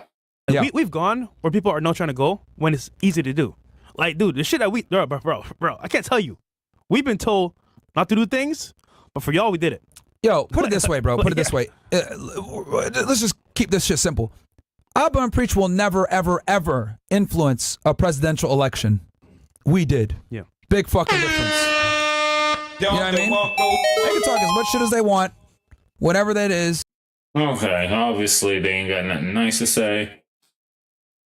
So they've been really beefing all the way back. What? Like, all right. Yeah, Jay and Asia, y'all know when my birthday is. So basically 2 weeks before my birthday, well, 2 weeks in a day before my birthday in 2021, these guys was talking trash to about Abba when he actually was on a podcast with somebody else back in the day, and Myron was basically talking trash about Abba basically going to be able to get worked over by a female, and then the next month Abba actually came onto the podcast and confronted Myron about it, and Myron was stuttering and stuff like that. Actually, you know what?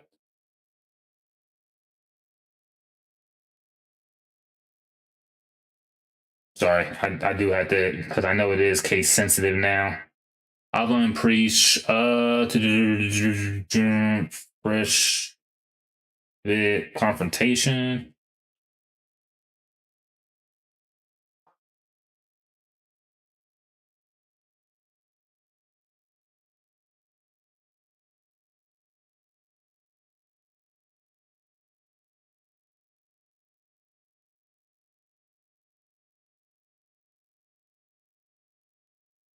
Oh, dang it. It's not one of the first ones. Oh, well. Anyways, these guys has been going at it for, as you can see, a very long time. I believe it's 5 years or almost 5 years that they've been going at each other for so long. But the situation where you see Preach kind of me-mugging us right now, yeah, that was due to the fact that Fresh and Fit had a friend. His name was Donovan Sharp, and apparently he actually found out about, he doxed Preach and basically found out about his friends, and ended up saying one of his friends that the Preach was basically like standing side to side with, smooching up together, with their cheeks side by side, with that. they literally had they literally had said that that woman was Preach's wife, even though it wasn't. And so they orchestrated basically this beef with them. And the funny thing is that after they said all this, it was after they said Abba and Preach orchestrated the lie that basically they started, that Fresh and Fit started. Well, really Donovan Sharp started, and then Fresh and Fit went along with it. They went ahead, started that lie, and then stated that Preach lied about it being his wife, but Preach never said that it was his wife. Y'all were the ones who claimed that first, and that's what made that whole entire situation funny. Now, the reason why this actually is being involved inside of this is because how much money that Myron and Walter actually lost. They lost about 50% of their super chats, and they were the third, like top 3, top 4 in super chats on YouTube history. They were making like $1 million to almost $2 million a year just off of super chats. So they weren't even making it off of regular ad revenue or making it off of membership. No, they were making it off of not memberships, but they were making it off of super chats. And that's what made me realize, oh snap, I might want to do red pill content, but the problem is I don't have the space to actually have a whole bunch of women be invited out into my crib to go ahead and actually do a podcast to where I could have a whole bunch of people doing all that stuff. So instead, I'll go ahead and focus on the one thing that I do have, which is money. And long story short, Abba and Preach is basically making, I guess, hit pieces to Fresh and Fit, and basically getting paid off of it. And honestly, I feel like if Fresh and Fit, I feel like if they will basically just be like, hey, look, we have no problems with y'all anymore. We're going to let y'all go ahead and do y'all. We're going to focus on just doing finance on our channel. And then, you know, bygones be bygones. I feel like they would then be able to at least monetize their Fresh and Fit money clips. I think that is monetized, but I feel like they can go ahead and just, you know, stick with that. And then literally on Rumble and locals, go ahead and do whatever they normally do, which unfortunately would cause them to basically lie about not doing or, you know, not letting bygones be bygones, because, I mean, shoot, Fresh and Fit made a live stream earlier, but... Whoa. What's that? I just built a budgeting app and yeah, I think it's this one right here. Guys, Nina just built an app. Do you know what happened? So, for those of you that are unaware, Nick Fuentes was arrested earlier today for battery. And this occurred after a woman went to his house after saying that she was going to go to his house and confront him as a neo-Nazi, etc. After the tweets, he made a tweet that went viral. I think it's like at 100 million now, where after Trump won, he put, "Your body, my choice forever." And obviously it got 100 million views on Twitter. It went crazy on TikTok. Girls were doing duets to it. They were all triggered and mad at him because he said this. And obviously it was kind of funny. But, you know, the left didn't take well to it. So people doxed his address, showed his family members. People were going to his house. People were mailing shit to his house, etc. So this woman decides to show up to his house and knock on the door. And Nick basically pushes her down the steps. It was like 2 steps. Pushes her down the steps and maces her. So he pushed her down, etc. And he took her phone and ended up giving it back. Cops show up, etc. Now, a month or so later, he gets arrested for this, right? So probably. Before they continue, what the heck is this, bro? Is this supposed to be Fresh? Bro, look at Fresh's, oh God, look at Fresh's face in that frame. Oh my, bro, don't he look like that one? I ain't gonna say, because I mean, they've already cussed enough, so I probably won't be able to get the detective took on the case. They but decided to prosecute him. He gets arrested. It seems like he's released now. It's a misdemeanor charge, just battery. Did you see the video? I think I saw a clip. Hi. Oh my God, what are you doing? yeah, that right there, no matter where you're from inside the States, unless that person actually had a death threat towards you, and that person themselves admit to having a death threat being sent to you and that was their intention, like you can't just openly assault somebody like that. Okay, so I didn't think much of it because I mean, somebody going to somebody's place. You open the door, you not, to start problems like you yank that phone and everything and stuff. But when I watched the video, first thing I did was laugh because that shit happened quick. Second thing I said is he's going to be charged for that. Why'd you say that? Because you can't do that. You can't just open your door and mace people. Oh yeah, I guess what you're saying. She didn't even say nothing. I literally remember. I think I see her ring the doorbell. The door swings open. Motherfucker comes out. You know what I mean? It's like a ferret, just right. Hi. Oh my God!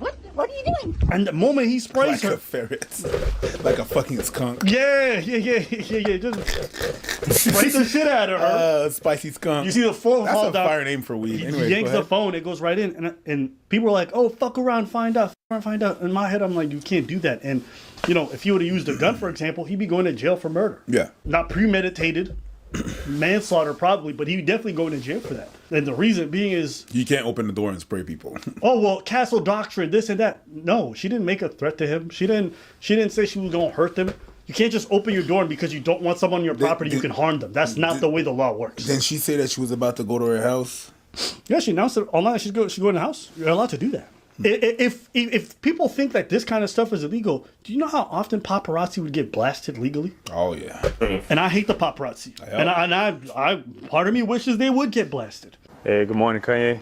Shut the fuck up. But you can't do that. That's not the way self-defense or any of this stuff works. There is no law in place where you show up on someone's property, they can just blast you without warning. Imagine if that's the case. Everybody who knocks on a random door, you know, and basically asks for direction, blast them. You're afraid? Blast. That's not the way it functions. Not surprised. My question is, what force did she apply to him directly? What force?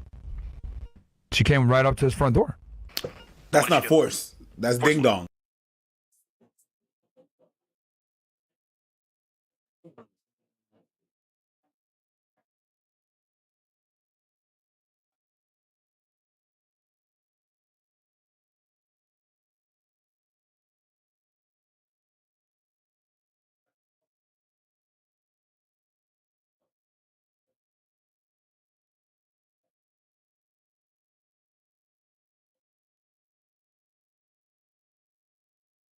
All right. Hopefully that little tape fixes it for a little while. But yeah, when it comes to this, like, I'm going to be honest with y'all. Nick's probably going to not spend a whole bunch of time in jail because obviously it's all the death threats and stuff that he was that was sent through the mail. He can get off with, you know, basically being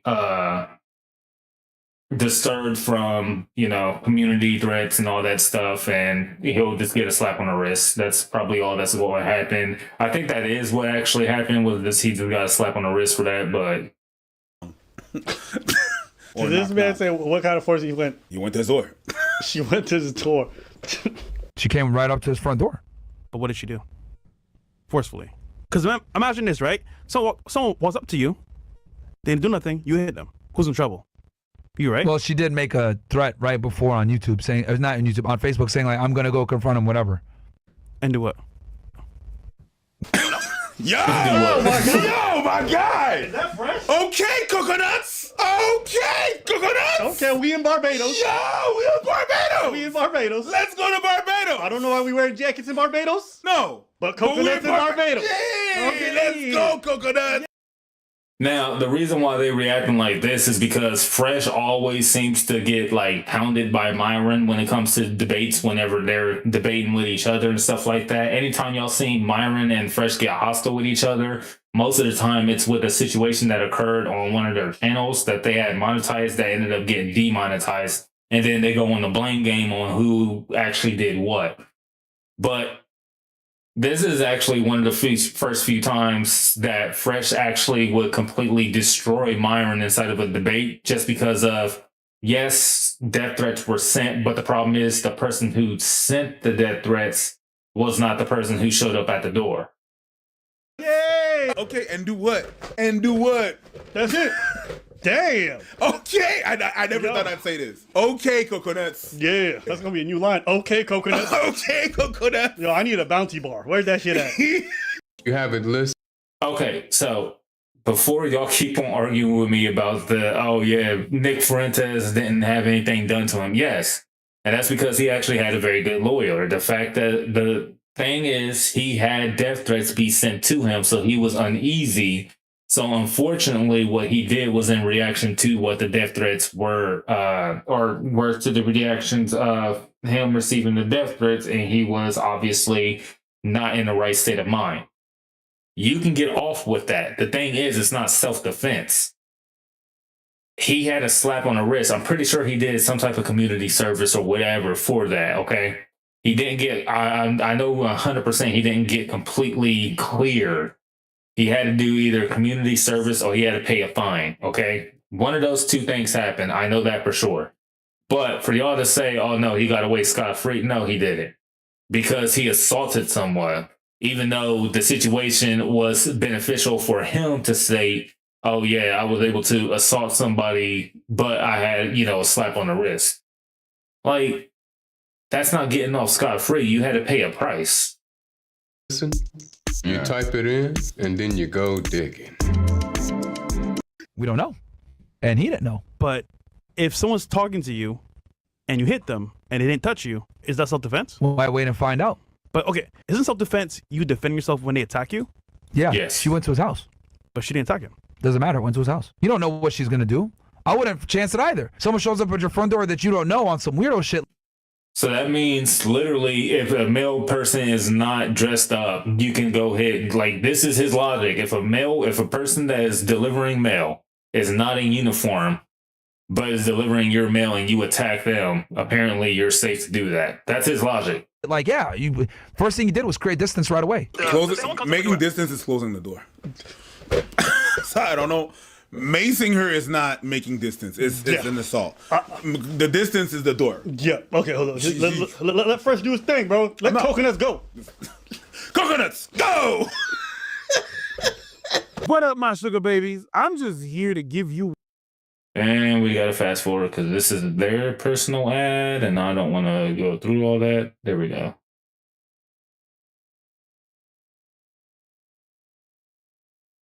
There. Pushed her off the If thing. someone comes to my door, I don't know. I'm not opening the door. Period. Listen, I'm not saying that what he did wasn't justified because of his actual threats and all that stuff. I'm just saying she didn't attack him directly. So they can argue and say, listen, she didn't even touch him. He pushed her and maced her. Good. And in the court, I think she's lucky that he only did that. That's not the question, bro. That's not the question. Hold on. Fresh is mine right now. was deflecting all Yeah, that he's cooking it shit. with coconut oil. I know. Yeah, do his thing. and in the court, they're gonna argue, oh, it's an old lady that's one of them. Oh, you're cooked. I think if he has a halfway competent lawyer, he'll be able to. Because, bro, you've been getting death threats. Someone shows up at your house. Are you going to sit there and chance it like, oh, yeah, let me open the door and see what she's going to do? No, that nigga gave her a Spartan kick, bro. You know, like. Sorry, boss. Just because you begin threats doesn't mean you can mace everyone who knocks at your door. If that was the case, do you understand how many people I could fucking mace? You just have to do the Haitian thing, which in Creole we call it, well, une wezette. Yeah. The wezette is really simple. Knock, knock, knock. Where's it? I mean, that's what we say. And then you ask, I'm this person, I'm that. And then you're not opening the door. Also, and then you call the cops. This person is trespassing. You have to understand the defense he's using is essentially the same defense he could use for your gun. Do you think it's a reasonable response that if you get a threat, anybody who knocks at your door, you can just open the door and shoot them? You guys know that's crazy. It's crazy. No different from me. That's why I said Fresh won that one, hands down. But this is the funnier one. How do you go from zero experience to flying for one of the world's largest airlines? You made 30 plus videos talking. Actually, it's 44 video. Actually, it's now up to 72. Yeah, we're gonna keep going. Number 73 right here. Need to box me. No, mother. Preach can't fight all your battles, and we'll show you guys all the text messages. That's one of the biggest lies that they tell to this day, saying that we ran away from the boxing match. We lied to you guys. That was never his fucking wife. You know, mine was getting upset, so then he. And this is the one where we were able to catch Myron lying about everything. Now, of course, it's all right for you to go ahead and grift. You know, it's all right for you to go ahead and lie to your community and stuff like that. But don't be lying about other people when they had never started anything up with you. You were the one who actually originated that stuff, or I should say, your community originated that. decided to open up a video on us. Look at Myron showing up in our live stream chats, huh? Yapping away. You mad? You mad? Got AI pictures in Yeah, that was corny as That's corny as He does look like a young DC, though. Don't I look like the DC, like Daniel Cormier? I look like Daniel Cormier on that shit. I ain't mad at it. Made me look like a UFC fighter. He does look like a young I DC always like it. in that picture. Myron gets very upset and very heated every time, and then I have a good laugh. So why don't we play the video of Myron? Bro, wait. Look at the painting behind me. Oh, God. The real painting is supposed to be a lady. That's a white dude. What kind of AI are you using? This ain't Sora. That is true. It's a black woman too, but you know how he feels about them. Yes. He said, I don't care. Even in my jokes, get them white. He put a white dude instead of a black woman. What does this have to do with money? Basically, if you have an op and you know your op is lying about you and you have receipts proving that your op is lying about you, make money off of them. Literally use YouTube as a platform. Put that stuff out on TikTok. Put that stuff out on, Twitch if you like to live stream. Put that stuff out on all these different platforms and blow your stuff up. And make that money, like plain and simple. This is not going to help him out on this video. Oh my God. That's a good catch. That's a good catch. This is great. Let's go ahead and start this timeline. If you don't like the content, you can leave at any time, bro. I mean, it's Rumble, bro. You got free speech, but if you don't like the content, you can leave at any time. You also got that right too. Just leave. Like, okay, I just won't pay attention to you. Right from the beginning. I'm going to go back to 2021. April 26, 2021. Whoa. That's not the start of this timeline. That's not where it started. We don't really talk about this much because it's kind of boring to get into details. But since he brought up the timeline, I always like to do this. So before we even met these guys, a lot of you guys don't know this, and he didn't include in his narrative, is that before I ever met this guy, before we ever went on his podcast, a month before, he just... Sorry, I have to fast forward this part. Ooh. There we go. Ideals that I used to have. Anybody that has common sense understands that the RP and everything else like that, alpha. So yeah, this is the podcast that Myron was doing with Donovan Sharp, and what ended up happening was he's explained this specific person, Abba, and he was explaining basically if Abba basically went back to his blue pill ways, he would just get still doing the wire or still doing that blinking thing, but I'll leave it alone for now. For beta, all these, they're placeholder terms. Oh, sorry, I didn't finish explaining. He's basically describing Abba if he was to go out with a girl now doing his blue pill way, that Abba will basically be getting his pockets ran through by that woman. Explain things. It doesn't necessarily mean, this is before Abba went on to their podcast. No, you idiot! Like, stop being stupid. It's simply an analogy to help people understand the differences between the truth, the lies, etc. So to be clear, right now he's talking about me specifically, but it's fine. He was in the middle of his RP awakening, but he didn't fully take it in. There it is. And he doesn't understand. If this guy was to meet a bad chick, he will still get taken to the cleaners. As much as he wants to prenup all other stuff, he ain't ready. I want y'all to pay attention to how he acted when I asked him about the comment. Yeah, on my birthday, I will be streaming probably all day. So if you want to come on through Asia and Jay, if y'all want to come on through on my birthday and just chill with me and stuff like that, it'll just be a birthday celebration. We'll do some reaction videos on a whole bunch of different stuff. Probably some creepy stories, because I haven't done that in a very long time. So we'll probably do that on my birthday. Comments he had made before I ever came on the podcast. Again, I never spoke to this guy. He was talking spicy, saying I'd get fucking taken over by a girl, that, he called me an idiot, stupid. Oh, you guys are married? And then he played some little sound. It's fine. I don't mind. Oh. Whoa. You felt like we were kind of blue-pilled, right? That's a very dark ad that YouTube just showed right there. Okay. Let me get this real fast.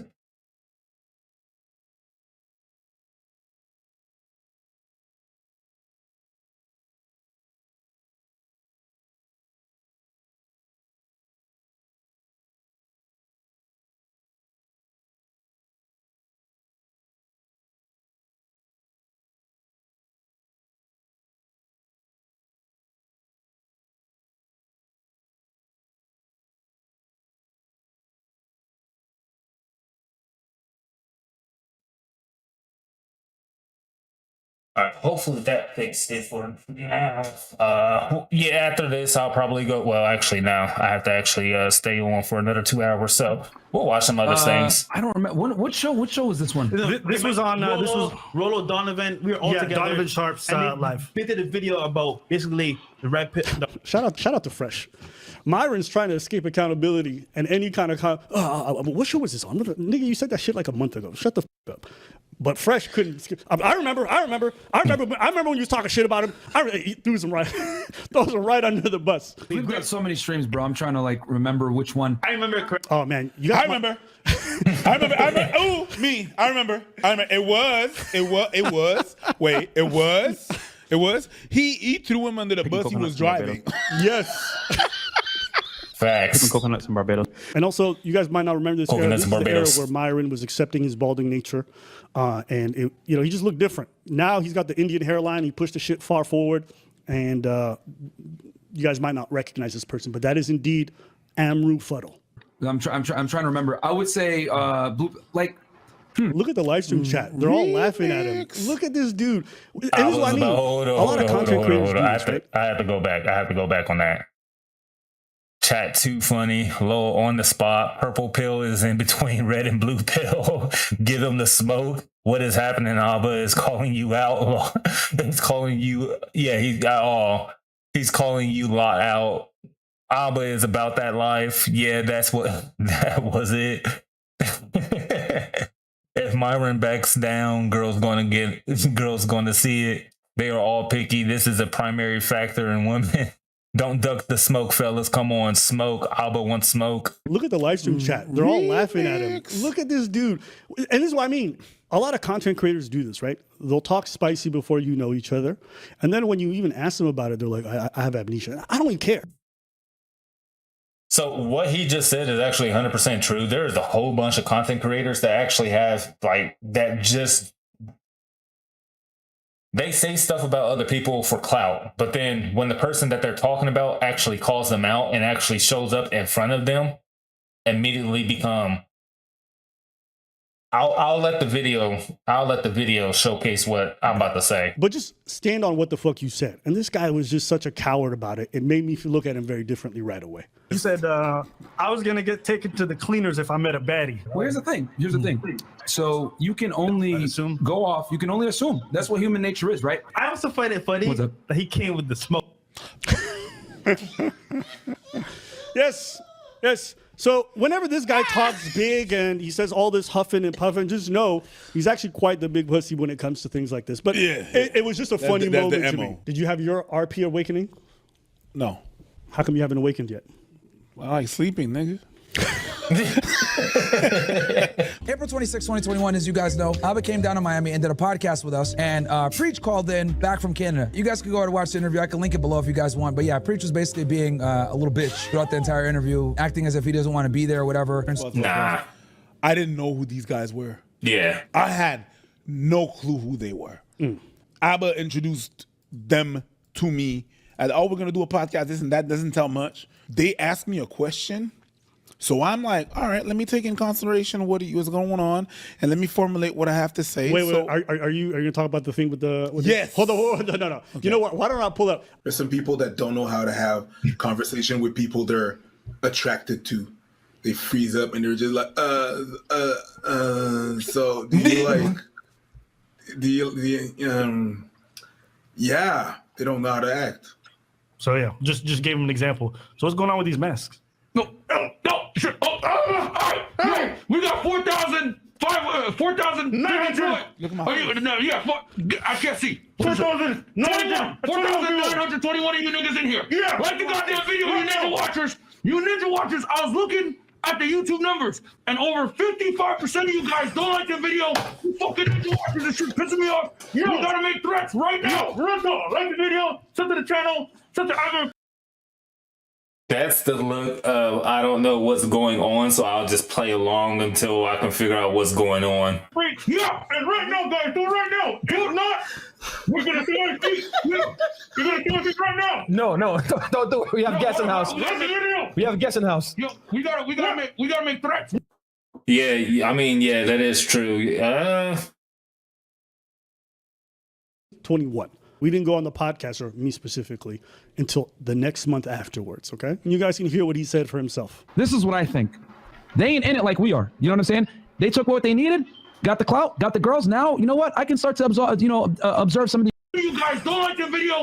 You fucking ninja watchers, this shit pissing me off. You gotta make threats right now. Right now. Like the video, sub to the channel, sub to Ivan Freak. Yeah, and right now, guys, do it right now. If not, we're gonna see our feet. You're gonna see our feet right now. No, don't do it. We have guests in house. Like the video. We have guests in house. Yo, we gotta make threats. What are we gonna do to them? Guys, they don't like the video. Right now, you're gonna see their feet and you're gonna smell them. No. We do got guests right now. Don't do it. All right. How many likes we got right now? We got about 2.7K likes. Oh, no. You don't like the video right now. Fucking ninja watchers. They don't like it. 500 likes right now. This sucks. I don't guys gotta like the goddamn video right now. His face right there. Right now. All right. Ninja out. Oh, ninja out. What were you thinking when you saw that? I'm the guest on your show. You ask me a question. I take the time to answer your question, even though if I don't agree with what you're saying, I'm like, all right, let me give this a try. You interrupt me for what? Advantage. No. Get out of here. Come for it. Like the video right now. Like it's long. That shit's dope. Stop taking meeting notes and let ClickUp AI Note Taker do it for you. It allows you to focus on your meetings. Date bio.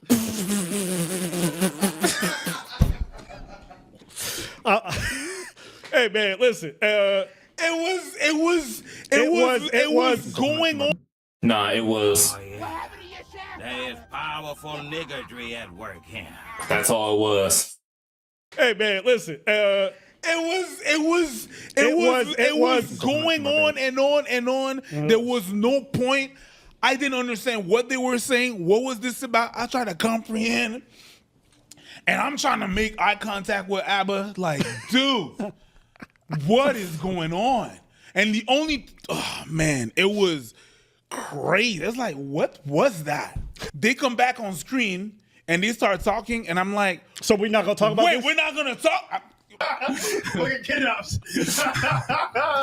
Man. I like the video, please. I'm a preach. Was that funny or was that crazy? No, it was When you preach, what's your thought? I didn't know I was. Maybe it's a segment that I'm not aware of. Wow, you should have rehearsed that thing. You're being nice. I was trying to be nice. You were trying to be nice. I was trying to be nice. Yeah, because you know. But you know what? Being nice is fucking feminine, and that's why you gay. Yas. One of the debates that we had was about paying for box, right? Our position was we don't think guys should be paying for box because you're not going to get genuine burning desire. Their position was, what the motion that I just did. Please understand, I do support the LGBTQ plus community. I'm trying to save face. Hey, pay for box anyway, it doesn't matter. No, that's not what our position was. And even him, I'm going to play the clip of what we actually said. But I know some girls who work in escorting, and they tell me like they got regular dudes, very respectful. They follow the same protocol, and for them, it's just a good way to get their rocks off because they're into weird stuff, or maybe they're just like, man, I ain't got time. I work too much. I got to be. I'm in town for a weekend. You ready? Cool. Let's go. Let's do this. And it's simple. So the position was simple.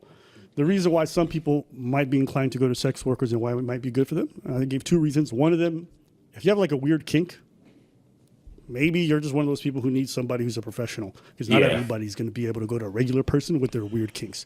And the second example I gave is that there's some people who are very wealthy and they like to travel, and sometimes when they travel in the city, they don't have time to go dating apps and do all this stuff, so they might just hire someone. So when people go to Vegas, that's why they get an escort, for example. That's what I was.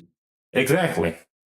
It's either one, you have a weird kink that you don't want a normal girl to know you have, so you have to go to an escort to actually, live out that fantasy.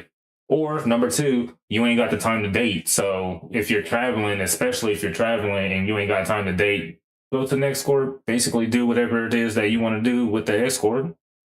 Be on about your way. Say another shout out to me. I had a decent glow up, right? Showing up as someone's Ethiopian auntie. That outfit was crazy. I had a decent glow up, right? Yeah, 100%. Yeah, see, 100%. And that's why they say you're gay. You need to stop being nice and complimentary, bro. Fuck you. Yeah. He says F you N-word. Nigga lies like he breathes. I didn't come back and do the second show. I went in for the first show. And they're like, by the way, we're going to start the second show in 30 minutes. So I was like, all right, I'm already here. But And I've actually heard that about a lot of people that actually go into that podcast. Is basically they'll go ahead and do the regular show, and then literally at that time back then, it was literally they would do that show, and then right after they don't even get the guests time to get a refreshment, use the bathroom, anything like that. It's literally, oh, hey, you got this much time before our next show starts. Are you going to stay? But I was already on the fence a little bit. Oh, in the meantime, you sent me a text. Because I ain't gonna lie, if I was on that show for like 2 hours or so just to have a debate with them and stuff like that, I want to go outside, get some fresh air and stuff like that, go eat somewhere, get dinner, and then come back. And, you know, that'll probably take me about an hour, 45 minutes at the minimum, up to an hour. And then, okay, cool, I can do another show. But 30 minutes and, you know, like with somebody like me, bro, I'm hungry, bro. Help me. You really did. Facts. I was like, yo, because I was like, how's the show? Because I was really off of it. And I was like, so I was it's like, yo, help me. I'm like, I'm here. You're over there. And I need you guys to go back to 2021. At the time, I wasn't really familiar with these guys that deeply. I didn't know how weird they were. Okay. So I stayed for the after hour show. And if you watch me on the after hour show, I was weirded out throughout the whole show. They did a bunch of stuff beforehand and during the show that I didn't like. One thing I asked them is don't bring a bunch of 19-year-olds to the fucking show in the panel, because I'm not interested in talking with 19-year-olds about dating and marriage. Like, that's ridiculous.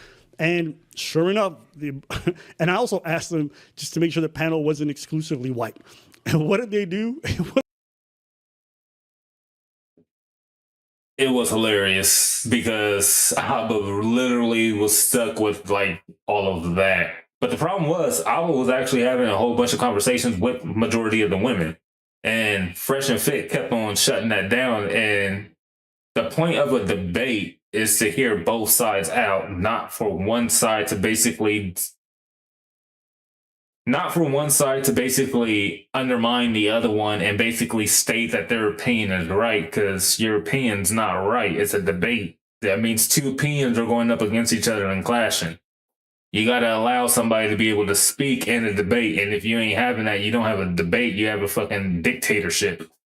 Was like entirely white passing. And that's the whole reason why they got demonetized, was because one of them, Myron, one of them wanted to go ahead and act like coconuts in Barbados. And then the other one wanted to go ahead and, you know, say his racial rants that he likes to say throughout the whole entire world. And, you know, he went ahead and went a little bit too much in with the women, because I actually saw this particular After Hours podcast. People. It was funny.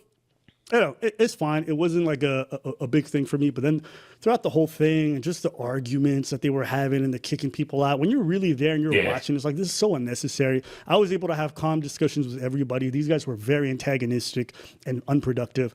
So by the halfway point, I was already over it. And then they asked me to stay for the after hour. I'm like, nigga, I'm out. I called somebody and I was out of that bitch. Yeah. And I didn't go back since then. So that's a more accurate description, but it's okay. But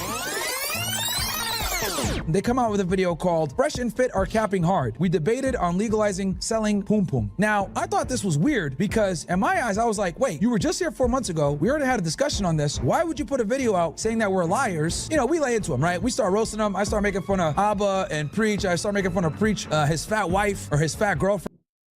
And the funny thing is, because of this incident, Fresh and Fit got demonetized on YouTube. Not just for this, but they got demonetized for, I think, like a couple of days or for a couple of days up to, I think, 2 weeks. Whatever it was, we say some shit like we're gonna send him back to a boat, send him back to Haiti in a boat, whatever. We're just fucking around, right? Talking shit. Because these guys are supposed to be comedians. These guys are supposed to be funny and have a sense of humor. And we're like, yo, you know what? We'll challenge y'all to a boxing match, right? I box Abba, Fresh boxes Preach. So they drop a video the next day, and it's called August 17, 2021, called They Talked About His Wife, Asked Him to Box, So Preach Accepted. I see the video, and I'm like, oh, bet. He calls me, and he's like, you want film? I'm like, yeah. So Abba doesn't know at all what I was about to. I didn't even know what I was about to say. Have you watched that video, actually? I'm going to give you a behind the scene. Is I get to his place. Oh, yeah. I'll tell you. No, you don't have to say it. I'll tell you what he did. Because I was sitting editing, and this guy opens the door to my room. He doesn't take off his backpack. I think you had some. Now we got to go help people customize and save hundreds with Liberty Mutual. Maybe where's the golf cart? And I'm facing forward, and he's just hovering. And he turns around, he's like, nigga, you good? And then he looks at me, he goes like this, he goes, yeah? Yeah.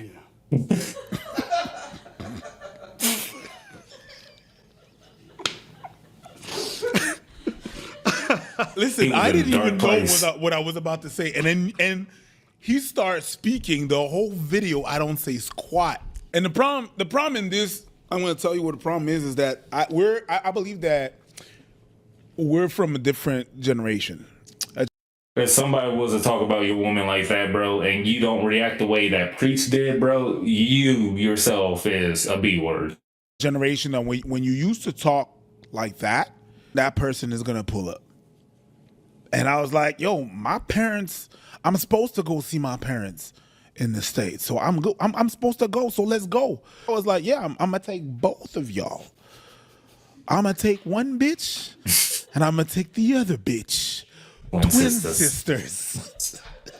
That's what happened. You know what? I didn't even know. But this is how you know Preach is just aura farming. Because, like... Because the line isn't good, but because he said it, it's fire. And it's stuck ever since. And what's funny to me is that I already accepted it, and he's trying to twist it like, yeah, Abba refused. Hey, I'm still here. I'm the original acceptor. Like, and you were also the insulted party. I'm the one that got insulted. I'm the one. I'm still there. You try to... No, it's... Like, that's the funny thing. If you're going to insult somebody and then start a boxing match... Because that's actually what really happened. It was Fresh and Fit insulted Abba's friend who was displayed as his wife at the time and then challenged them to a boxing match, but they only said Preach's name and throughout that whole entire segment. So Abba already was like, I'm not doing this because I have no interest in, putting hands up with y'all. But because Preach's friend was insulted and, Preach is feeling some type of way about it. And then Preach at the time is also married, not to the person, but because that Preach really thought they were talking about his actual wife. Preach ended up feeling, this type of way. No. It was me versus you two. Later on that night, guys, we do After Hours. So they dropped their hit piece on us about we disrespected his wife and his country, and then we dropped this video right here. We did After Hours, but we said this at the beginning of the After Hours show. Real fast. On this podcast, we talk about accountability, okay? Yeah. And we are not above taking accountability. And I'm going to tell you guys right now, we made a mistake, okay? It is not cool to insult a man's country and or wife live on air. And at this point, guys, we were done with Notice how he didn't say we're sorry to Preach. He just said we're sorry. We shouldn't have said what we said. He only did that for his audience. He didn't do that for Preach. So he never apologized correctly to the point where the situation would have been solved. With it. As you guys know, no, they were not. On them they kept making videos because they realized if you make videos on Fresh and Fit, you're gonna get a lot of views. Because these guys were dead before we showed up. Honestly, and you guys can. They were still doing an average of 200,000 videos or 200,000 views per video that they uploaded, and they were only uploading once a week. So they weren't dead. It was just the fact that Abba and Preach were not consistent with doing multiple videos to where they can actually grow. See, if you look at their Social Blade stats, they're getting like maybe 10K. They have like 1.3 million. These guys were fucking dead in the water until we started making fun of them, and we got into this. Oh well. The AI pictures, come on, B. I just want to point everything on Preach, knowing that damn well both of us are not going to fight Preach, bro. Come on.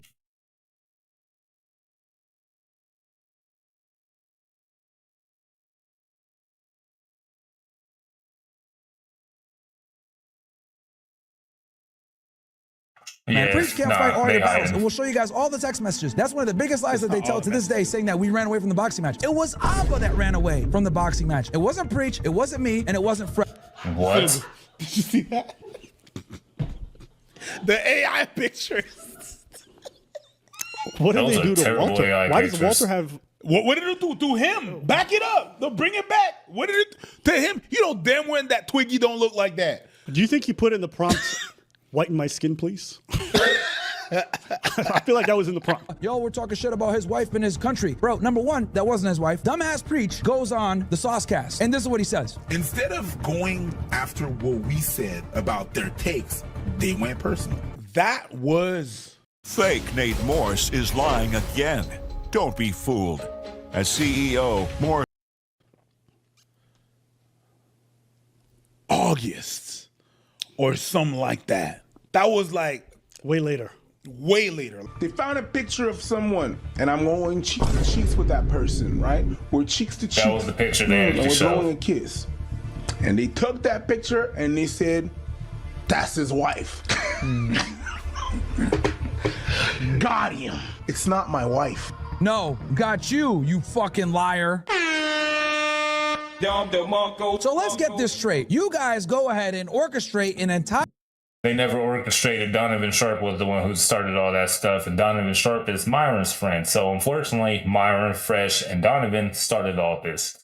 Those were the original orchestrators. Entire fucking beef of us insulting your wife and your country. You run with it for views and clout, and you guys try to make the situation look a lot worse than it really was. We and you lied orchestrate? and kept up with the lie for a year plus after the fact to go ahead and try to paint us as assholes for making fun of your fat wife. This is why I say I feel like, remember that guy who was like manipulation? Manipulation. Yeah. He's low IQ. You know what I mean? Yeah. What happened was he called your wife a bunch of names. Yeah.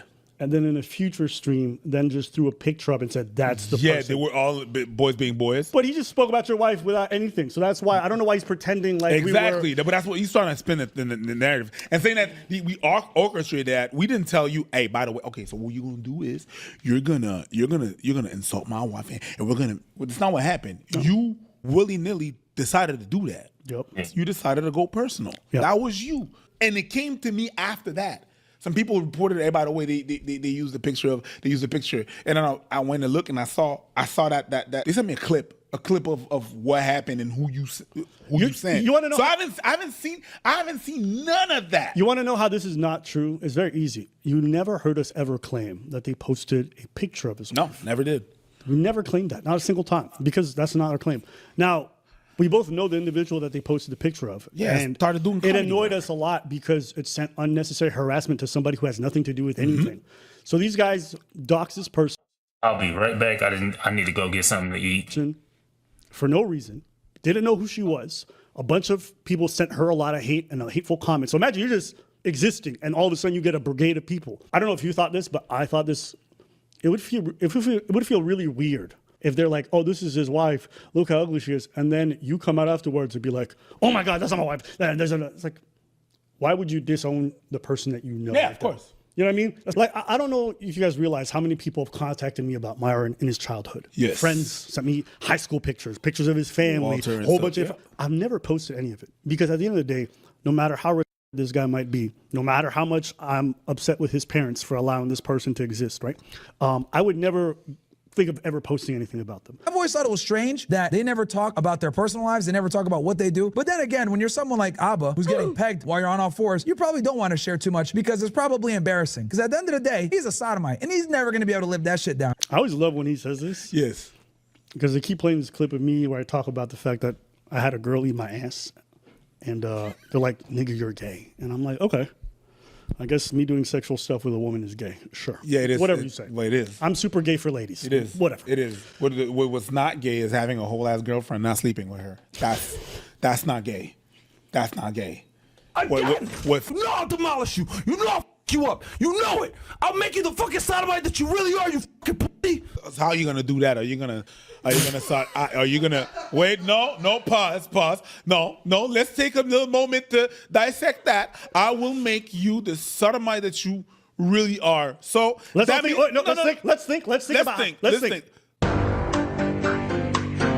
So that means that you're gonna sodomize him. One, that makes you gay and also a sodomite. That's crazy.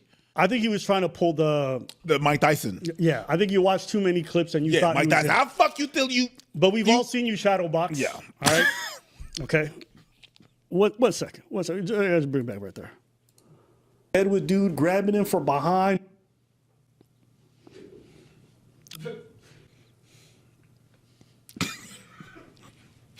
Let me smell you, brother.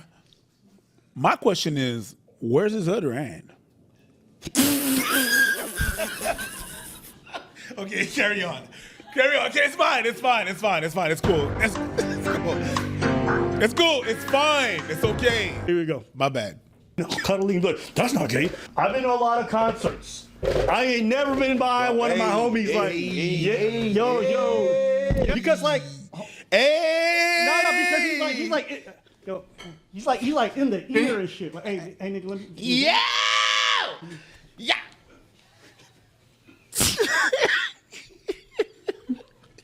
he up in there. That's crazy, right? Calm down, Diddy. I looked at those pictures. The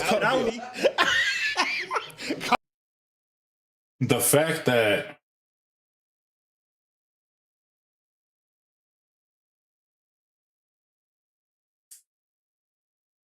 that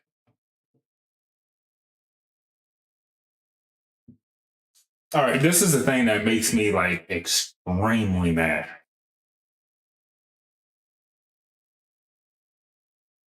And this is something that nobody knows about Myron. And it's the fact that these two actually had a sexual relationship with each other. The two people right here that are on the screen that you see, literally right there on the screen, right here.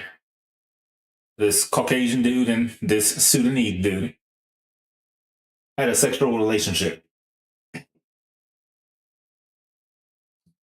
Now, this by itself, obviously is super sus, but, you know, people go ahead and just let it be. The thing is, they actually dated each other in college, and they actually put a video out on the Hub 2022 before Fresh and Fit blew up as big as they were. This dude accidentally puts the video of them going out and actually talking about doing a deed later on in the night. Myron pays him off to shut up.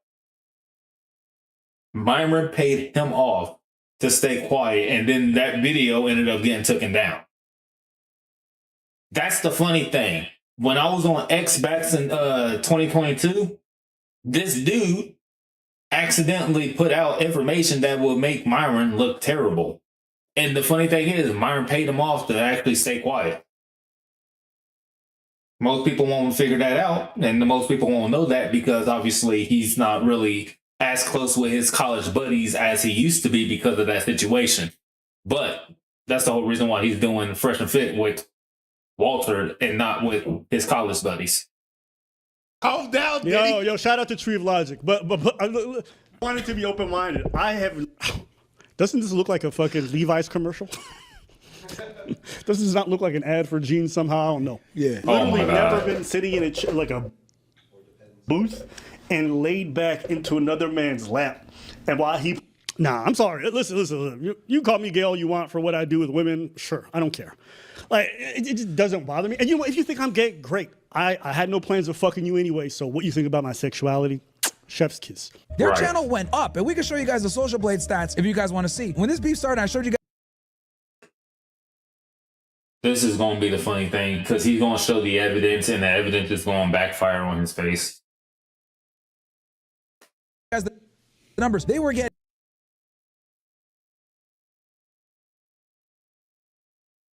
So they were already increasing before, because mind you, this is March 2021. This is May. Subscribers. They reached 1 million before they even got involved with you, bro. And then you look at this, it's a linear line. So they were already growing before you were even involved. Getting 10K followers per. So he's saying that we needed him to grow, but if you just look at the own evidence that he posted, this guy's maybe, I don't know, shout out, at least he posted the real thing. You can just see that we're growing the whole time. Yeah. And we keep growing. 200 total million views. We hit that in January before that. And then we just kept climbing afterwards. Did that initial part of the beef give us a spike? Sure. but we were growing the whole time. Myron to me is a pay pig. You know what those are?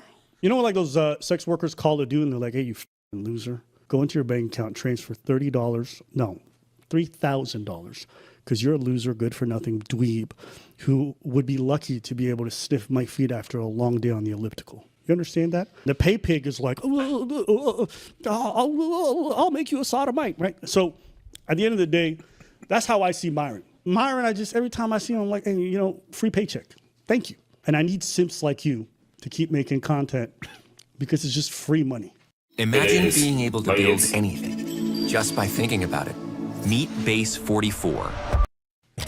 Like, if you have an op with anybody online, anywhere, be it X, Twitch, YouTube, TikTok, Pinterest, if you can find out how to have an op on Pinterest, what else? Facebook, definitely Facebook, because you can easily find ops on Facebook. But it's just so weird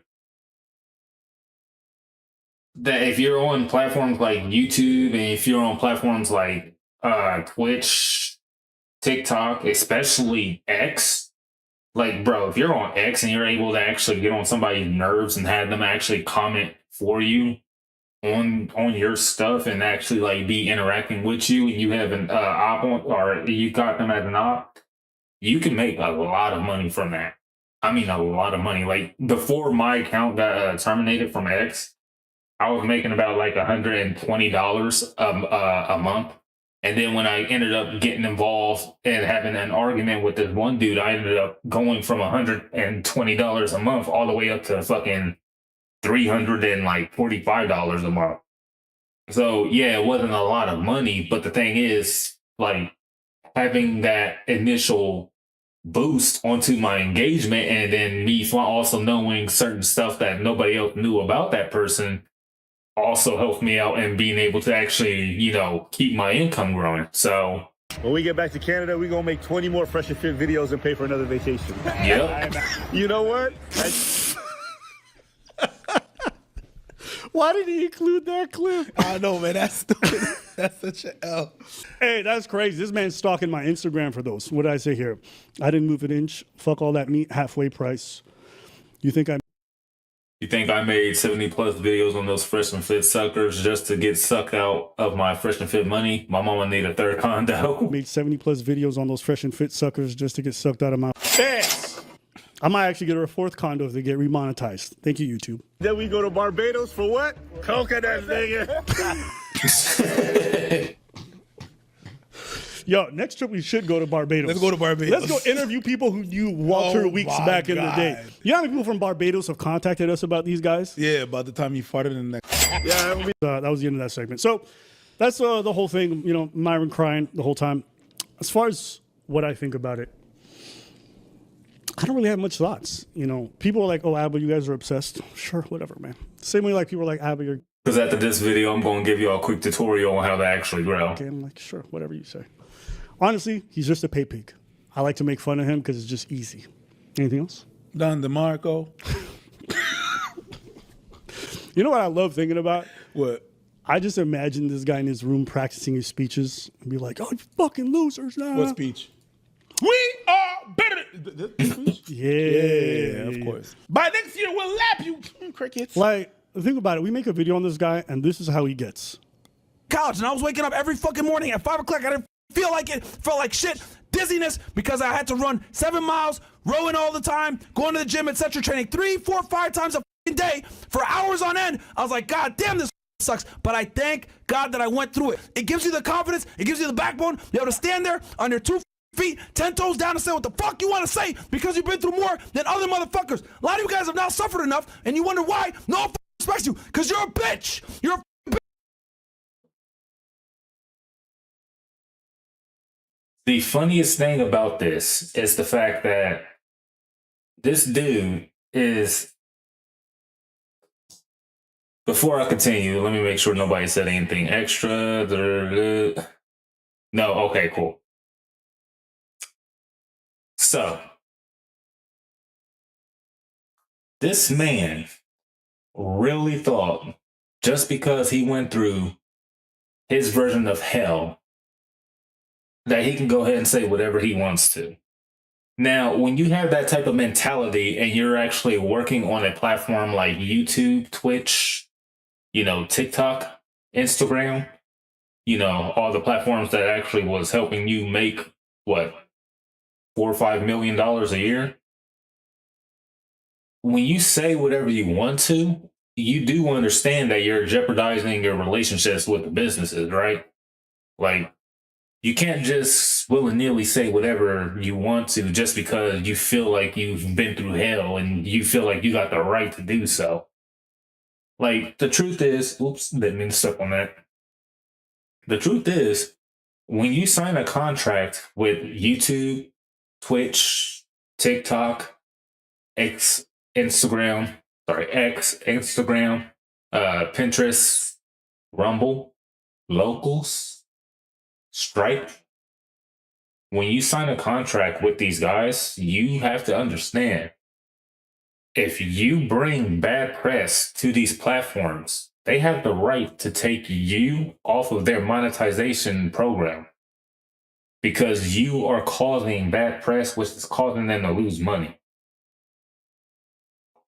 Freedom of speech is real. Sorry about that, it's my contact. Freedom of speech is real. You are allowed in open area, not online, but in open land area. You're allowed to say whatever you want to, across the street to somebody, as long as it's not inciting harm, as long as it's not inciting violence, as long as it's not inciting anything that's going to cause any type of negative activity that's going to furthermore harm the economy or environment around you. You're allowed to say whatever you want to, okay? You can go ahead and say slurs and stuff like that. As long as it's not going to incite violence, you're good. But that's you as a person. That's you as actually, no, that's not even you as a person. That's you as a human being. That's your human right. You're allowed to say whatever you want to when you're outside. But when you're online, you're not a human being. You're a person, okay? And in a court of law, a person, a dead body, and dead bodies can't speak. I will go more into this when we get into like law and businesses and stuff like that. But and I will let y'all know when we do get into that specific category, we are going to be talking about like examples, and Fresh and Fit is going to be the #1 examples on that stuff. I want y'all to understand that Fresh and Fit are dead bodies because they signed an electronic agreement with their straw man, which basically means Fresh and Fit are legally owned by YouTube, which gives YouTube the right to go ahead and demonetize them for any given reason, as long as YouTube has evidence that can be used in a court of law that supports their decision. When you are going onto different platforms and you're using your Gmail account because Google owns YouTube, dummy, you are immediately jeopardizing your relationship with this platform. If you're going to jeopardize your relationship with this platform, understand at any given moment, you can be demonetized. And this is what ended up happening. Because of Myron not being able to control his emotions because he is an insensitive little B-word, Myron unfortunately cost him and Fresh a lot of money off of Fresh and Fit. Now, Myron and them, because this is the end of the video, but I will go ahead and show y'all something extra. Oops.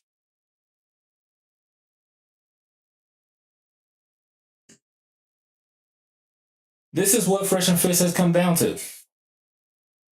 As far as I know, this is literally the only monetized channel that Fresh and Fit have on YouTube currently. Now, they probably do have something else, but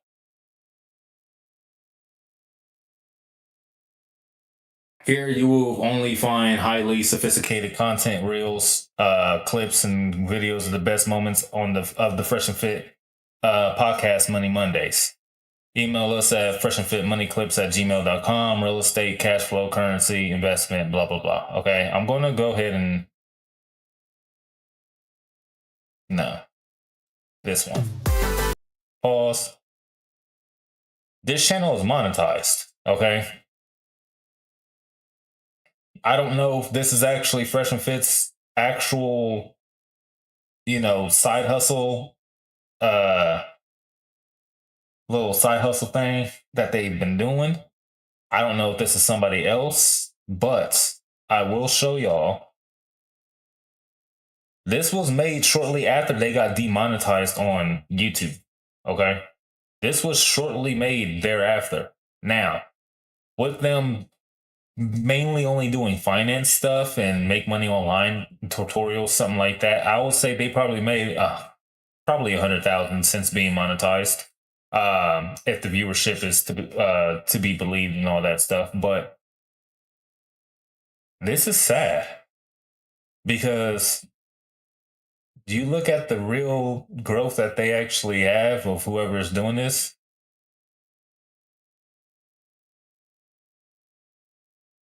This is look. And this is how this is how I believe this is what is actually their channel, because it's only promoting Fresh and Fit stuff. Now, of course, it could be just a very loyal fan who knows better, but this right here is how I really know this is probably Fresh and Fit. Because if I have a donation, oh, it's unauthorized. Oh, so it might be somebody else.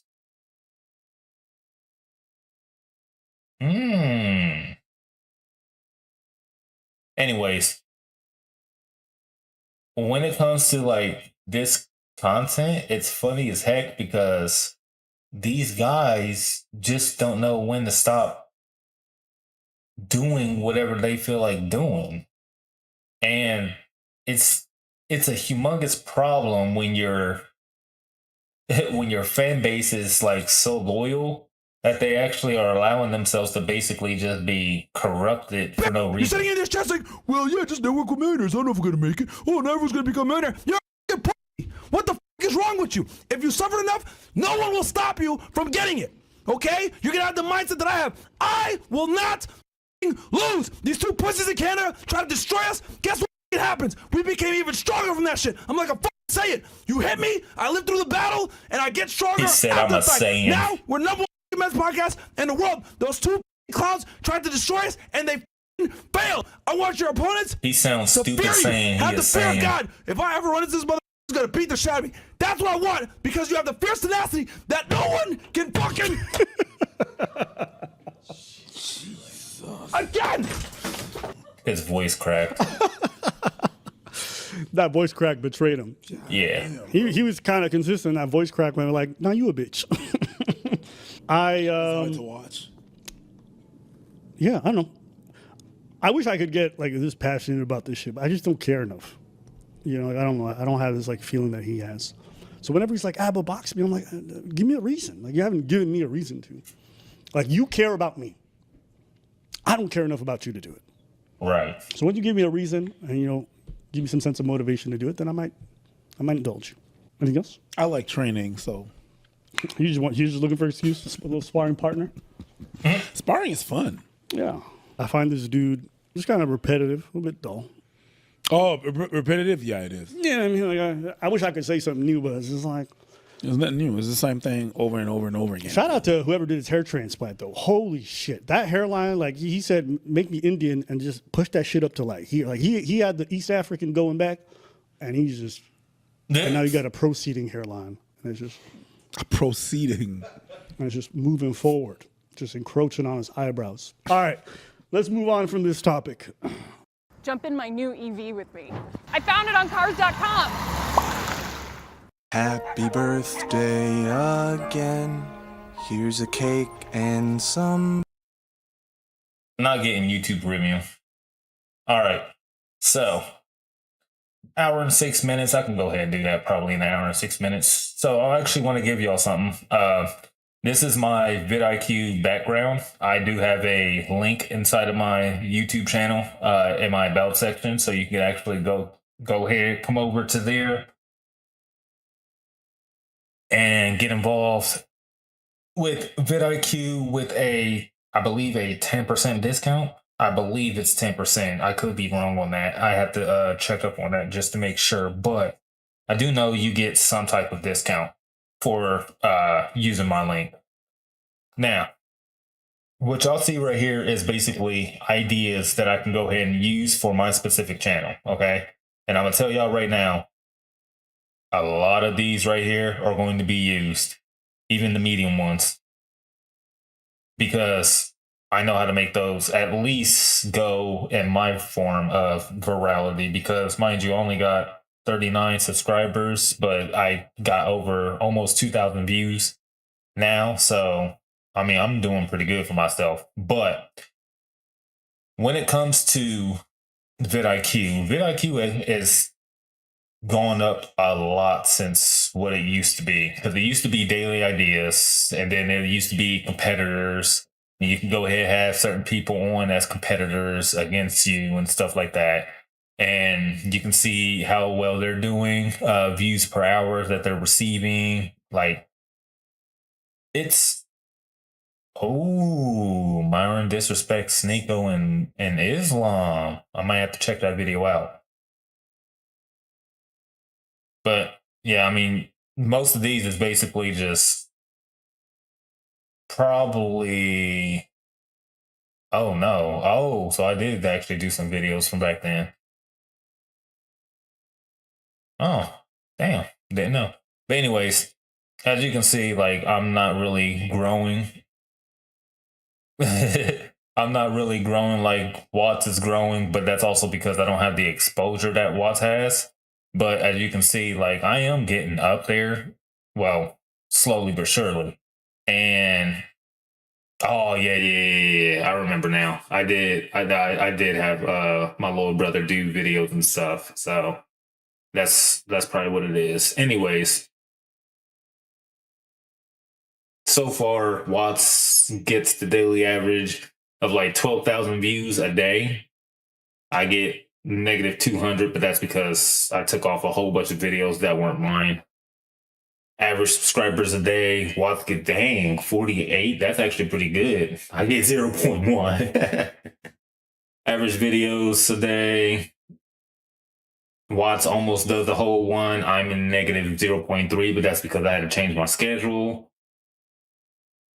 But you can see how well your competitors are doing and how well you are doing compared to them. If you want to do that, subscribers, it will basically be how many people have actually subscribed to your channel, and channels your audience is subscribed to. That's crazy. Whoever is part of my subscription or whoever is a subscriber of mine watches a lot of bot activity. That's scary. All right. You can also learn different things over here. You can learn growth strategy, creator inspiration, editing, production, how to do storytelling, creativity, short form content. And all of these lessons actually do have a meaning behind them to where you can actually get your stuff with, you can get your stuff going a lot better than if you were basically just trying to go off of thought. But this is, oh, yes. Okay, so my brother was doing Fortnite videos. That's where all that stuff came from. Okay, because I was going to say, I only started doing this channel a month or three weeks ago with my actual first video, and he cleared out everything and gave me back my stuff. So analyzing strategies and techniques and intense Fortnite build battles. That was his topic, was builds and stuff like that on Fortnite. And obviously he was doing pretty good, but he never got monetized. So he was like, you can have your stuff back. And I was like, all right, cool.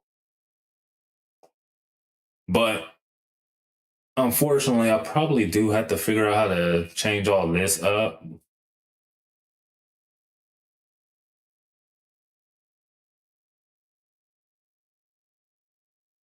Yeah, probably I'll have to do that. However, try out top search terms, Fortnite building techniques, Fortnite tips and tricks, Fortnite gameplay, how to get better at Fortnite. Like all that stuff is words or keywords that can be used if you're a Fortnite creator. Thumbnails, this is where I create all my thumbnails from. Okay, vidIQ, I create all my thumbnails from. As you can see, now this one y'all will not see.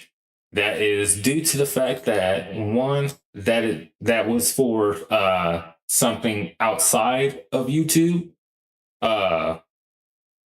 Specifically, I'll be turn uploads into instant shorts. Will auto cut your uploads into ready to post clips for YouTube, TikTok, and Instagram for optimal results. Videos should include faces and speech. Unauthorized videos may violate copyright. By proceeding, you confirm ownership. What kind of clip do you want to create? Oh, okay. So I can go ahead and just put my videos up on there and stuff like that. But what I was going to talk to you guys about was Scriptwriter. With Scriptwriter, I want y'all to understand this will help you be able to write out an entire video on not on Fortnite, on YouTube. Okay, whatever topic you have going for yourself on YouTube. Okay, cool. So it looks like you got Asia and Jay as the viewers now, which I'm cool with. Appreciate you girls. But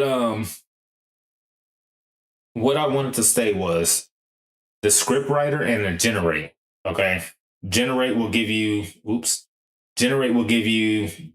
titles, will give you a layout of how it's supposed to be. Scriptwriter, you can literally put everything that you got in Generate and put it into Scriptwriter, or you can go ahead and reword it to what you feel like you would actually be talking about. And literally Scriptwriter will give you something to go off of, okay? When it comes to all this stuff, the most important stuff that you will probably need to actually be using will be clipping, Scriptwriter, and Generate. And clipping is only because you can also use it on TikTok and Instagram. But Generate and Scriptwriter are probably two of the best things to use on vidIQ outside of keywords. This is what gives me my bread and butter no matter what, okay? You look at all of this right here, okay? I can literally rank for all of this right here, even though a lot of it is high competition. You look at the very lows, cash budgeting. All you're doing is basically talking about budgeting, but you're adding cash to it. The only budgeting method you need to worry about, 5,000 monthly views, 4,800 monthly views, barely any competition. You know what that means? If people are specifically looking for this search term, your video is most likely going to pop up in the beginning. Monthly budget. Budgeting for beginners. How to make a budget. How to create a budget. Budget with me. Now look, 105,000 searches out of 100 channels that is on YouTube, out of 100. So it's not literally only 100 people. It's based off of a metric of per 100 channels that actually rank for budgeting as a whole entire keyword. Budgeting for beginners, only 20.5% of the channels that actually do budgeting or finance or, you know, whatever your niche is. Only 20.5% of that competition uses this specific keyword inside of their videos. But you got 105,000 people searching this term up every single month, and only 20.5% of the channels that are in the finance niche are actually doing this specific keyword. How to make a budget, how to create a budget, budget with me, budget planner, cash value life insurance, zero-based budget, how to save money with low income. Again, 90,000 people, not really that many people is actually, doing that specific search term. Now, we come down to here, personal finance management. 39%. 200,000, 220,000, sorry. Personal finance for beginners, 40%. How to earn money online, 40%. Personal finance tips, 43%. And you keep on going down, and the numbers start to get bigger and bigger and bigger, even though the competition starts to get bigger and bigger and bigger. You have a whole bunch of keywords out here that you can go ahead and rank for if you know what you're talking about. Go for something like Fortnite.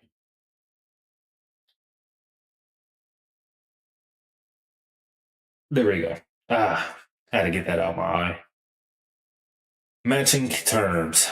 Fortnite. Anything that deals with Fortnite will be over here. Okay. Now, you look at Fortnite and you only rank for Fortnite. There's 5.5 million. Because I always go ahead and round up to the next number. That's why I always say the wrong number.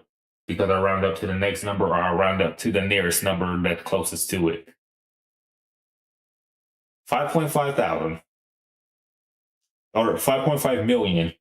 But there's a lot of competition. So the chances of your Fortnite video getting seen by one of these 5 million people is very small. Because 70% of these people that rank for Fortnite are going to be shown above you because they're doing this specific keyword. Okay? But look at this. An i7-14700F RTX 4060 Fortnite.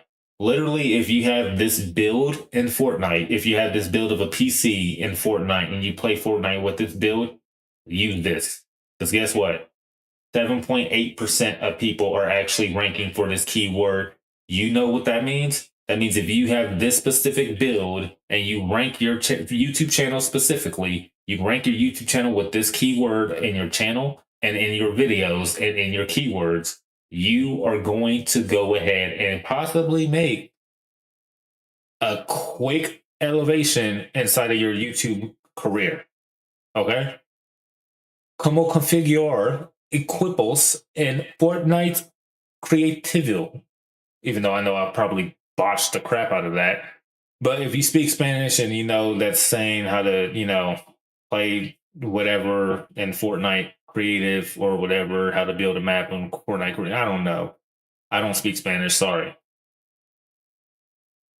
9.4% of people that rank specifically for Fortnite are only 9.4% is ranking for this specific exact phrase. This specific exact keyword. Guess what? Fortnite shield crack sound effect.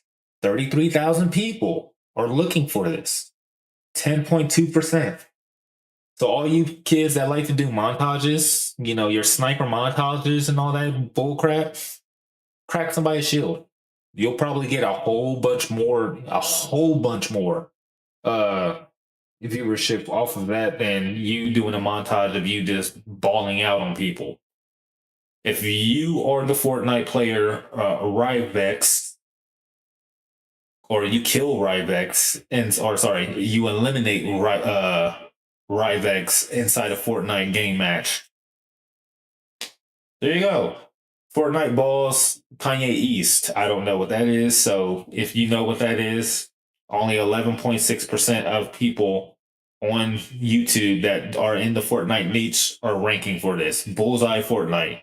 Only 14.1% of people are ranking for this. And look how many views these have. Just look how many views these have. And this is very low competition. This is less than 20% of the people that are ranking in the niche of Fortnite that is actually doing this.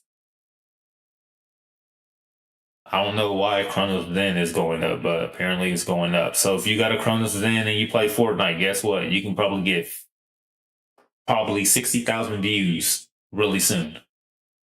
Because mind you, this is not guaranteed, okay? You still need to create fantastic thumbnails. You need to still create fantastic titles to capture these people. But I'm telling you right now, if your video is about Fortnite and you're playing with a Chronos Zen and you have that inside your first 10 seconds of a video, somebody's going to stay and watch that whole entire video. all of, I don't even know if I'm doing it right. I probably have to use one of the phones to get on my channel, but one of these keywords you can literally use for your specific channel on Fortnite, you're winning. Now, you want to know what my brother was doing?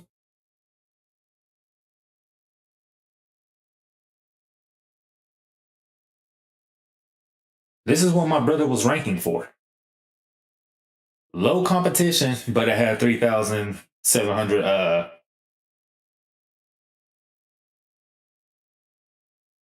sorry. Yeah, it only had 3,700 some views and stuff like that. That 21,000 that you saw on a minus on my thing was probably all his videos that was getting 1,000 or 2,000 views just from using the keyword DMA Fortnite. 11,000 views from Fortnite DMA. So literally just flipping words around. That volume is there. There is no competition inside of these specific, like, if you are a cheater in Fortnite and you use DMA to cheat, bro, look at how many people are searching up these different keywords. If you actually combine all of this together, there's probably 20,000 people that are not looking specifically for, you know, well, specifically, you might be able to reach 20,000 people with these. All of this is very low competition. All of this is very low competition. Look, 6.8, 7.1, 7.1, 7.5, 8.3, less than 10%. Less than 10% on what? 1, 2, 3, 4, 5, 6, 7, 8, 9. Sorry, 8. 8 keywords, less than 10%. You can easily be number one with just these, with this setup right here. And then you literally do AI aimbot. Let's just see what that does. Low competition, a whole bunch of views. Low competition, a whole bunch of views. This is how you make it on YouTube. You go for stuff that has low competition. You go for stuff that has high search volume. And that's how you see a whole bunch of small creators blowing up almost instantly on YouTube overnight. All they have to do is literally talk about what the video is going to be about in the first 10 seconds. Don't describe what the whole entire video is in the first 10 seconds. Talk about what's going to happen. Hey, y'all, I'm using a special AI that somehow gave me aimbot inside of Fortnite, and we're going to play. Boom. Gameplay. Now, here's the funny thing. You got AI aimbot, 100 and some thousand, or yeah, 123,000 views, right? You look at that. Look at that. AI aimbot Lunar, 9,000, but the competition is medium, but then everything else is low or very low. Look at these scores over here, bro. You can rank for all this. You can rank for all of this. And the sad part is, wow, Fortnite AI aimbot. Oh yeah, that's the one we already saw. 22%. AI aimbot Fortnite, 39, 18%. Best AI aimbot, 20,000 searches. Altitude AI aimbot in scripts. I don't know what language that is. But AI aimbot one shot. Universal AI aimbot. PS5 AI aimbot something something. The finals AI aimbot. AI aimbot CS2. Like all these keywords just from this.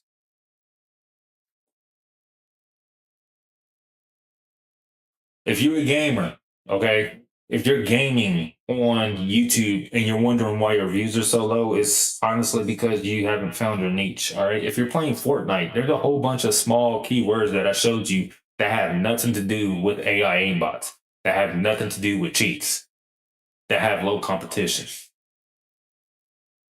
You want to see zero build Fortnite? Cool. Zero build Fortnite. Competition is kind of high. Oh, wait, I spelled that terribly wrong. Oop. There we go. There it is. Oh, Fortnite zero build, 100 some thousand. And I'll go from search volume going down. So 100 and some thousand, but the competition's it's 45%. All right. Fortnite zero build gameplay, 19,000, almost 20, 32%. So you're going to have some competition in this stuff, but if we do it this way, look, very low. How to build zero delay 1v1 map, so it does have to do with builds.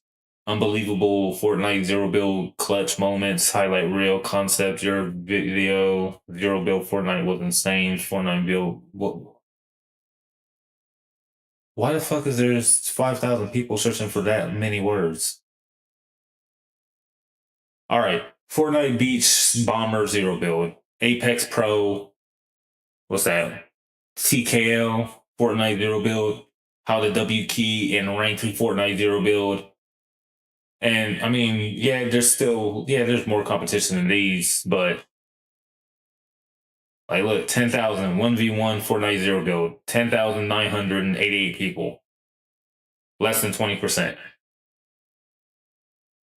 Now, is it a guarantee that you're going to get all of this? No. But what it's showing you is literally how many people are searching for that keyword and how many people are actually ranking specifically for this keyword. If you're ranking specifically for this keyword, you're part of the low percentage that's actually doing this type of content. Are you going to get all 5,299 people that search for this every single month? No. You might get more, you might get less. But it's showing you how well this actually is. And the higher it is, the better. Now, here's the funny thing. Let's say you don't play Fortnite. Let's say you play World of Tanks. 427,000 monthly views, only 37% are ranking for this specific keyword. Matching terms. Guess what? All of this probably has something to do with World of Tanks. All of this, even this in Russian, has something to do with all World of Tanks. Sorry. And it's funny because look at the views that WOT gets, and it has 37%. But you look at all this other stuff that you can also rank for, and less than 10% on most of this. Before I even get down to low. Like, we haven't, like, dude, that's at least 20 keywords right there that you can use to just rank for WOT specifically, related keywords. Now, these are keywords that have something to do with the search term. And then right here, World of Tanks tutorial. 5,000 people are searching for that. And you got less than 20% that are ranking for that. You got Ashigaru World of Tanks. Almost 5,000. Less than 25%. You got a good chance to rank for that. WOT replays, World of Tank replays. 25%. You have a good chance to rank for that. What else is there? Oh, here we go. Kaiju. I know this dude. Although that's not how you say his name, but less 35%, 44,000, you have a better chance of probably ranking for this. I'm just saying. But it don't matter what game you play, you can rank extremely high on YouTube, okay? Now let's say you're in something else. Let's say, I don't know, let's say you're in the fitness niche, right? Let's just say you're in fitness. You go ahead and do fitness. There's over 1 million views or 1 million searches on fitness per month. And there's 56% of the people in the fitness niche are ranking for fitness. So you do matching. Oh, wow. Look at that. Caveman Fitness. 467,557 people are searching for this specific keyword. Less than 12% of the people on fitness niches are doing Caveman Fitness.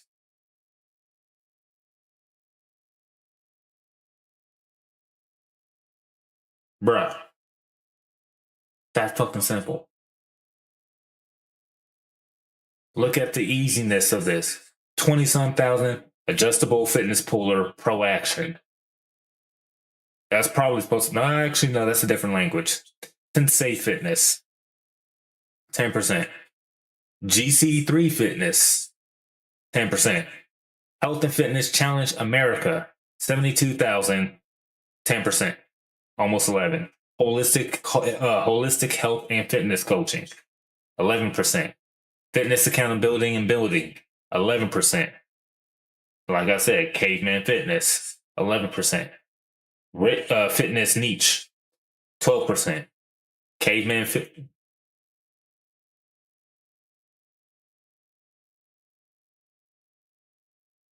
Cavemen Fitness. Okay, I was like, wait, that's the exact same thing, but I had to look at it over. And then they split it apart. Caveman Fitness. Lifelong Fit Pro Spin Fitness Bike. All of these have a whole bunch of views going into them. Fitness with GC or something like that. Fitness marketing agency. Like, all of this is, if you're in the fitness niche, you have a whole bunch of stuff that you can rank for in fitness. You just have to find the keywords and probably have to find the related keywords also. But as you see, gym music. A lot of y'all go to the gym. A lot of y'all listen to music. What music can you go ahead and have people listen to when they're at the gym?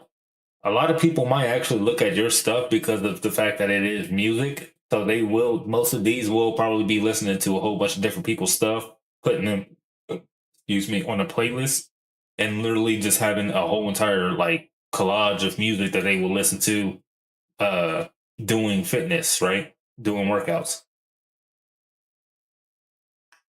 You got a whole bunch of views. Don't go for this one. I don't know why people are going for this one, but don't go for this one. But you got a whole bunch of views inside of this category, even though obviously some of it's going to be high. There's keywords out there. There's keywords out there that you can do in order to actually make it on YouTube.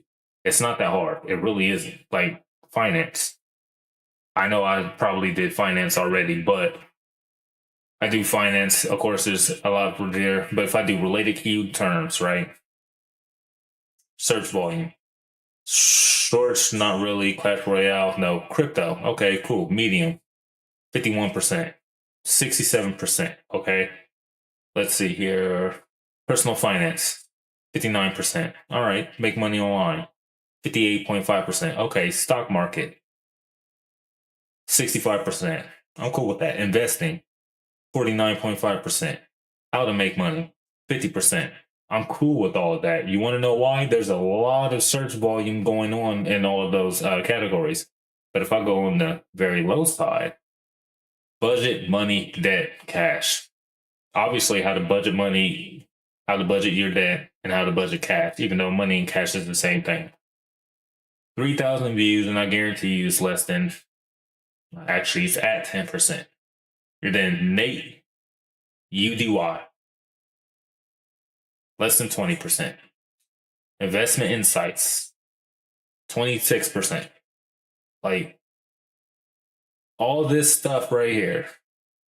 Obviously, I had to know who the hell Shane Stouffer is. But with the entire information that y'all have actually been able to see, I'll fix you in a little bit. With the information that I've been able to show you guys, y'all do understand I can rank easily with just maybe finance tips. I can go ahead and rank easily with finance 101. I can rank easily with how to invest in real estate. Like, none of this stuff is hard. It's easy. You just got to understand what you have to attack and what you need to talk about. If I'm talking about finance, if I'm talking about budgeting, if I'm talking about money, if I'm talking about all that stuff. Let me talk about how to improve personal credit. Let's do that. This specifically, how to improve personal credit. Overall, a very low score. Why? low competition, but there's also very low search volume. So we have to do related keywords. And I would do based off of competition. Now, how to increase your credit card limit. Less than 750 people currently are searching for that. Mike Menza, I don't know who that is. Do-it-yourself credit repair. Okay. Oh, look at there. 27%. 11,000 people. Do-it-yourself credit repair. I'm pretty sure you can read a book about credit repair and then talk about it on online. I'm going to be off the screen for a little bit, but I'm going to continue on talking. So when it comes to finding keywords, all you have to do is understand what keywords are going to be low, what keywords are going to be very low, and what keywords are going to help you actually rank on YouTube. The lower the keyword, most likely if you also don't have an audience outside of YouTube, the lower the keyword and competition, and the higher the keyword has in volume when it comes to search volume, the better the chances are that you will actually be able to grow somewhat faster in that specific niche than in other specific niches. The problem is you have to stay consistent because the algorithm is not going to push your stuff out immediately due to two factors. One, you're a new channel, so the algorithm doesn't trust you. Algorithm needs to trust you in order to actually give you people that it will go ahead and say, oh, this person right here is actually creating content that people like. We'll go ahead and share their content with a whole bunch of others. The reason why YouTube needs to do that is to vet out all the bad AI slop that is currently going on in the world. Now, they're not only targeting AI slop, they're also targeting poor content. They're targeting people who don't actually provide any value onto the platform. If your videos are not getting over 100 views, or if your videos are not getting over a specific amount of watch time, YouTube will not push your content out to anybody at all. And I'm only saying this if you are just now starting a YouTube channel and you have less than 100 subscribers, okay? YouTube, if they are pushing your content out, is literally telling you, hey, the content that you just made that has over 1,000 views, make more of it. YouTube tells you what to do in order to grow. YouTube tells you what you need to do in order to succeed. YouTube tells you everything. You just got to understand it. That's it. Understanding the algorithm is easy. But what's better is, as you're growing, make sure you have an email list. Make sure at least 100,000 people sign up to your email list and you're giving them value through that email list every single day. If you are doing that, you are going to be giving them so much value that they're going to just love your content no matter what you send them. You give them value on education and they actually are entertained by the education that you're giving them, you can make millions super fast, super quick. And it's not really that hard to set up. You just have to understand what's your niche. Can I do something with creating my own product? Or can I use somebody else's product that has a subscription-based model on it to make money? Now, the one thing I do not like about gaming is that you unfortunately have very little options of controlling in the gaming niche, okay? What I mean by that, plain and simple, the most you can probably do inside of the gaming niche is literally a guide on a specific game. That's it. Okay, you can't really do a subscription-based thing with that because obviously somebody sees the guide, they can literally go ahead, subscribe for like 2 days, and then cancel their subscription because they got all the information that they need out. Can't really do a subscription-based model on that. The only thing you might be able to do with a subscription-based model is if it's Fortnite, Apex, or Call of Duty, because of them having tournaments. You can literally build yourself a community on Patreon or Locals or Gumroad and Discord and basically have them pay $5 a month to basically be inside your Discord. But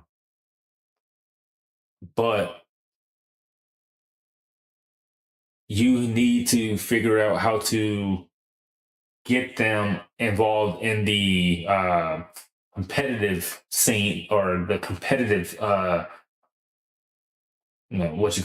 tournaments. Sorry. You have to get them involved in the competitive tournaments on that game if you're going to be a gamer on YouTube. And so if you have a competitive tournament that's involved in a game that you play, you might be able to build a lot of wealth with a community-based or a community subscription-based platform, revenue that will allow you to make a lot of money, and you don't even need to be playing inside these tournaments. You can just have a gathering of people that's in the competitive Fortnite tournaments, or inside of competitive Call of Duty tournaments, or inside of competitive Apex tournaments. Hell, if you really think you can do it, you might be able to just get a community of people that just like a specific game, and y'all can just talk about that game. And if they just love that game so much, they're willing to spend $5 a month just to talk about it. You might be able to you might be able to do that. Stay on YouTube to see that type of content. That's the content you need to make. Whatever YouTube is showing you is working, redo that video, or not redo that video, but look over what was working on that video, understand the points that possibly were hit from that video, and understand, if YouTube wants this type of content out there, let me do that. Let me do the same content that I've been doing, repeat it, continuously grow, get monetized, make my money. You will easily get an op from when you start your channel to when you actually hit a certain milestone, okay? When you first start your channel to when you hit a certain milestone, you will have an op, okay? That's where you make the most amount of your money, because that op is going to spread the most hateful type of content about you in the comment section. And you know what? YouTube loves that. No matter what people say, the two biggest things that YouTube will always promote the most of is videos that have a lot of comments and videos that have a lot of shares. Reason why? YouTube wants people to be on its platform. TikTok wants people to be on this platform. Twitch wants people to be on this platform. Pinterest wants people to be on this platform. Facebook wants people to be on this platform. X wants people to be on this platform. No matter what platform you are using, that platform wants people to be on that specific platform. All you need to do is make content that people will love to stay on that specific platform for. That's it. That's all you got to do. And when you're seeing, let me go to Social Blade real fast. 27 minutes, who cares? I'll go over today because this is very important stuff. When you see Abba and Preach, okay? Yeah.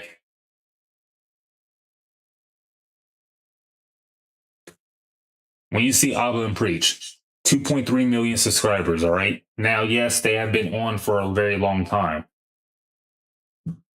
But you look at their stuff. Last 30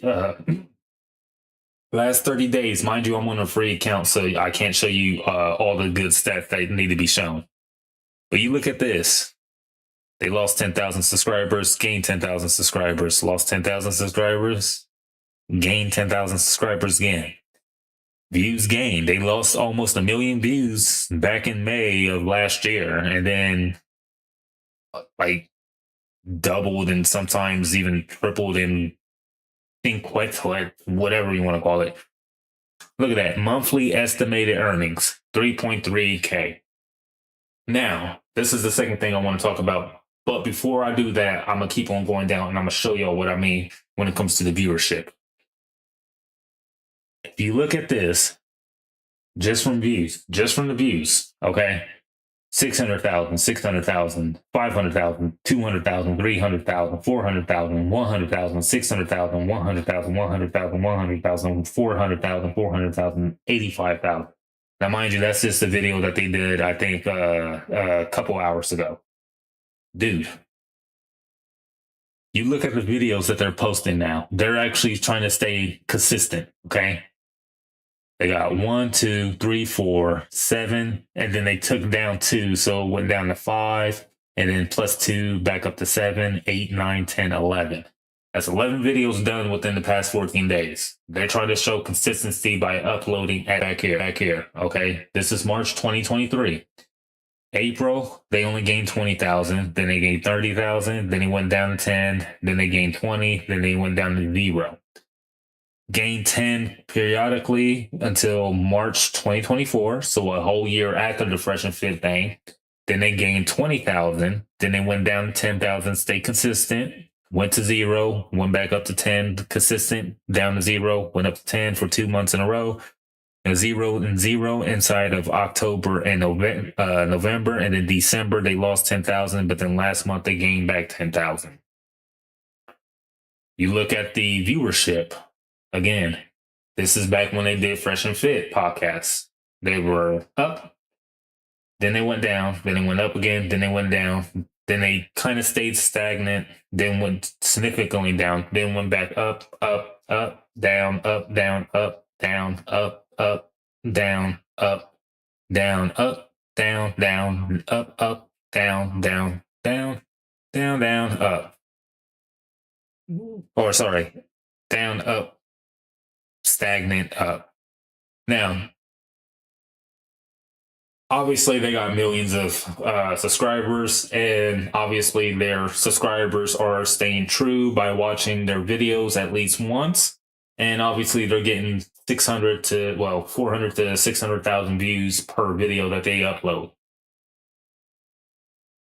The funny thing is, for a channel that big, they should be technically having a tiny bit more. I will say roughly about 7,000 or 700,000 per upload, no matter what. Now, is it because they're washed? No, it's just because they're doing specific content that they love to do. But YouTube is trying to give them the signal of, hey, the people who stay on the most apparently don't stay on long enough for them to be considered a, viable viewer for us. So we need you to make content that's similar to such and such content beforehand, or yada, yada, yada. It also could mean that the viewers actually are spreading out, but it's like only 20,000 at a time, but they're watching videos in like a whole entire marathon of, past videos that Abba and Preach have done, because it's just so funny. It could be about a specific topic like Fresh and Fit. I only watch Abba and Preach because of Fresh and Fit. And it's just, I love the fact that Abba and Preach basically showed me the stupidity of Fresh and Fit. And I just like it when Abba and Preach basically prove them wrong every single time. So I just watch that content. Do I watch Abba and Preach's other content? Sometimes, yes, if it seems interesting enough. But most of the time, I don't. And that's just me. That's just because I like to see Fresh and Fit just be picked on, because in my eyes, they're really idiots. But when it comes to Fresh and Fit, this is what I really wanted to show y'all. Oops.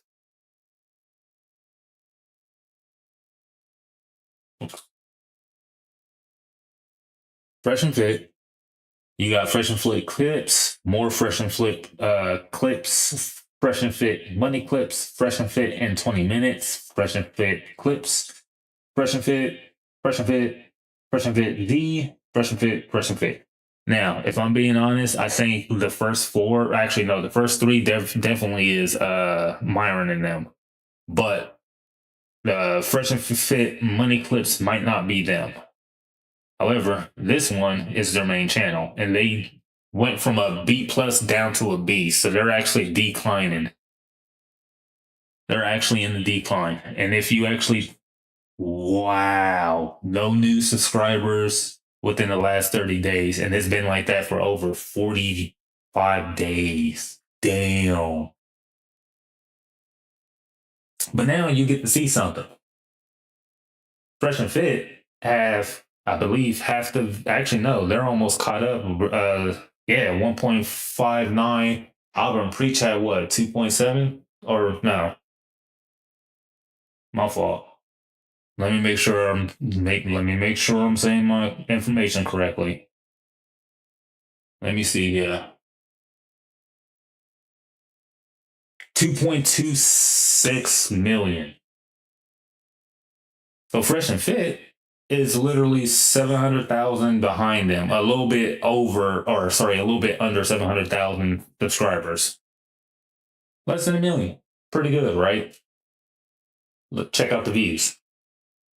150,000, 160,000, 160,000, 190,000, 130,000, 178,000, 180,000, 100,000, 160,000, 82, 79, 580, 200,000, 100,000, and almost 19,000. Now I'm about to count how many videos they've done altogether. Mind you, Abba and Preach have done 11 videos within the past 14 days, okay? Fresh and Fit have probably done a lot more. And they have a lot less views. Mind you, they're also demonetized, so this earnings thing doesn't even apply to them. But check out the views, or the videos. 3, 4, so 7, 8, 10, 12, 16, 18, 20, 22, 24, 25, 27, 28. So within the past 14 days, they've made 28 videos. So 2 videos per day. And they are averaging per day on a view basis 200,000. You have 1.5, what was that, 1.59 million? Yeah, you have 1.59 million subscribers. And you're only pulling in 232,500 views daily. Auburn and Preach was pulling in, what, 400 and some, or not 400 and some, 500 and some thousand?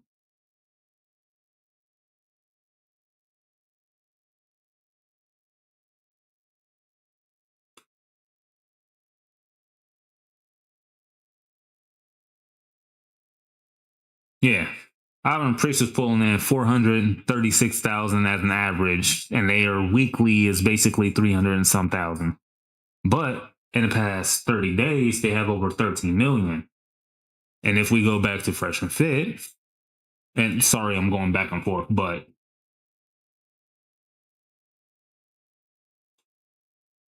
we come back here. Oops, wrong one. That's why.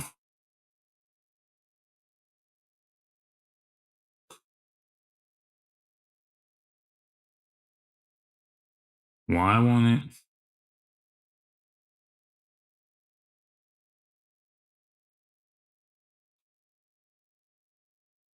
Hello?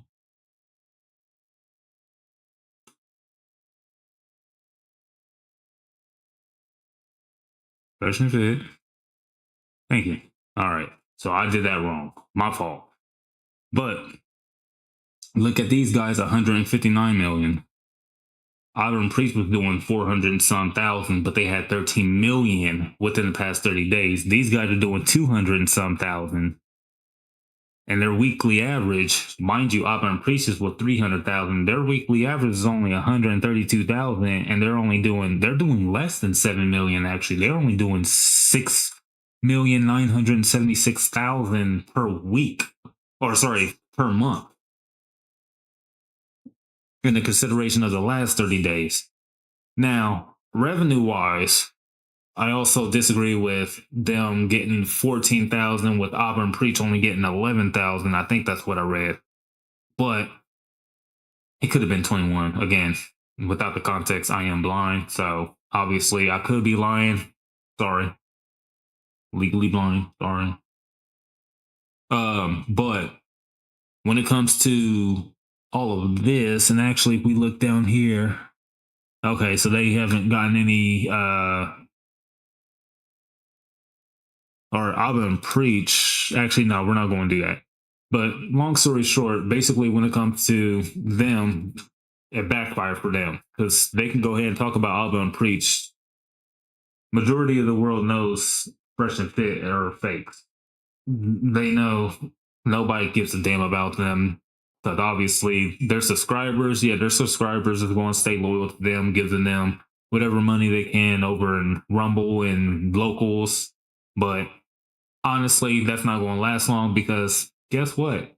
Myron Gaines and Walter Weeks are already petitioning for YouTube to bring them back onto the content creator, the YouTube partner program. And I want to laugh so bad about this, but I won't do that. I won't do that to them. They're never going to be able to get back on the YouTube partner program because they have basically gone on racist rants, have said a lot of derogatory slurs, and they've also talked about a lot of YouTube's partners. And unfortunately, a business cannot instate that type of freedom to say, hey, we want this to represent us. YouTube allows freedom of speech, but YouTube does not allow their business to be utterly destroyed by two imbeciles who do not understand that what they're preaching out to the world is unfortunately not going to help them get any more, subscribers or get any monetization or anything like that.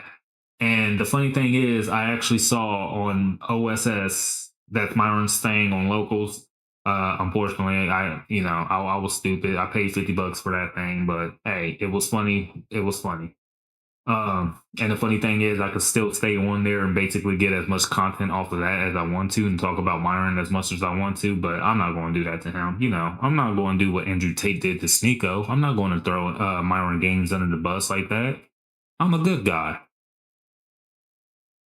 But like I was saying, when it comes to monetization, as you can see the numbers are basically going off of a bare minimum of I believe only it can't be $3. Actually, it could be $3. So it's going off of the bare average of what most YouTubers actually make, which is $3 as a RPM.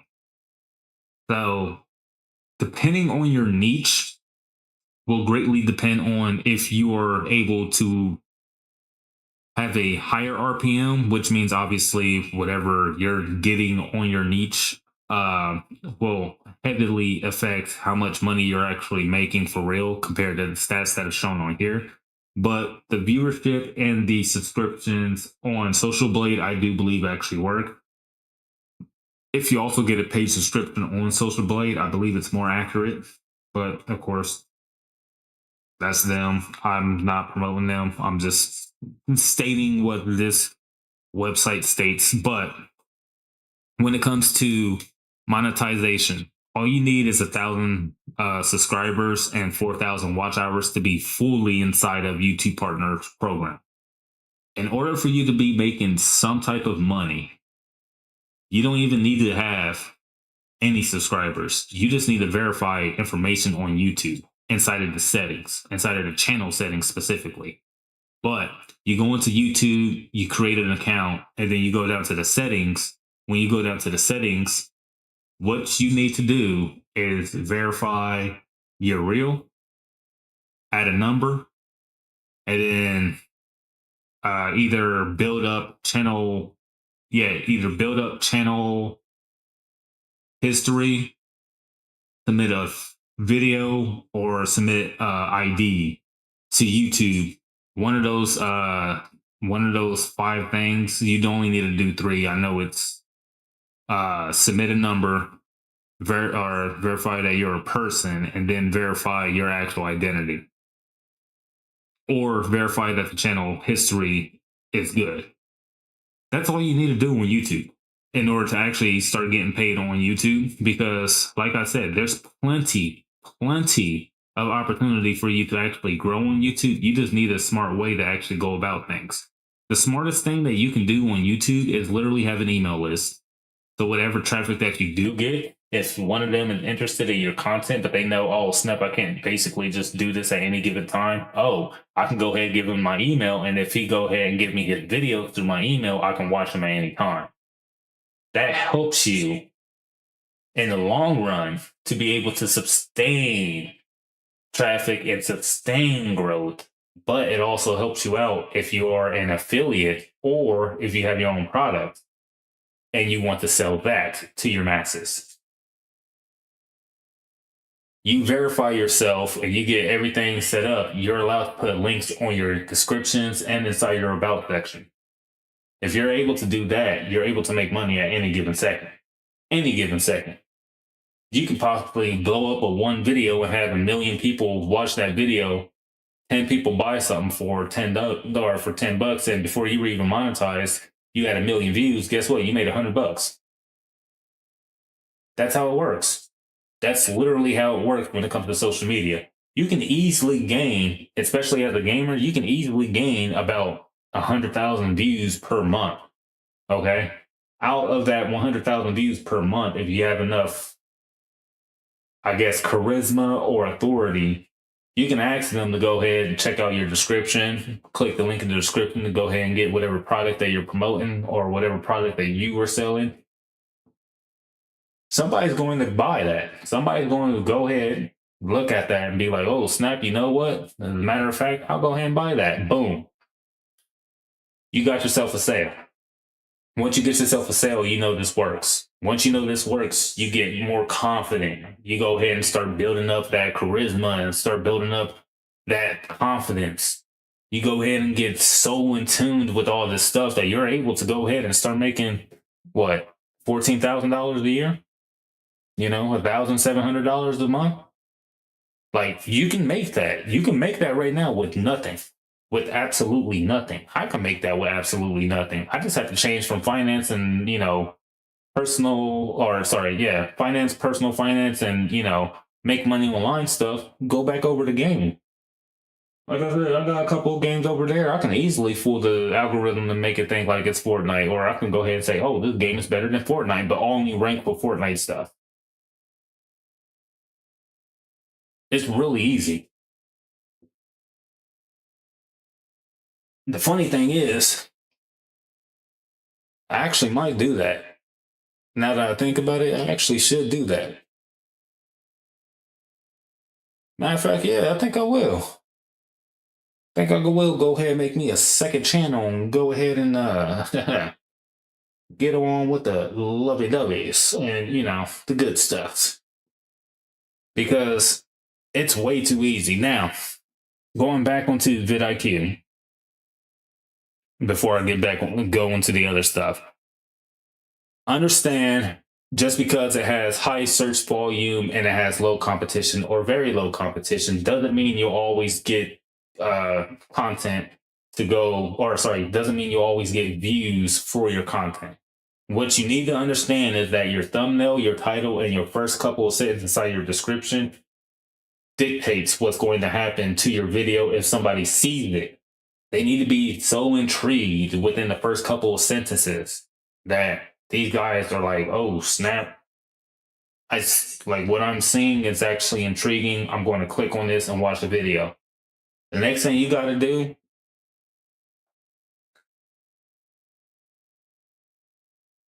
have a title and have a hook. Okay? Creator Hooks. Creator Hooks Pro. This thing has helped me a lot with getting 1,000 views on my content already. All right. Now, mind you, I have 1,000 views on my content already in this past month. And mind you, I only have a video from the past month.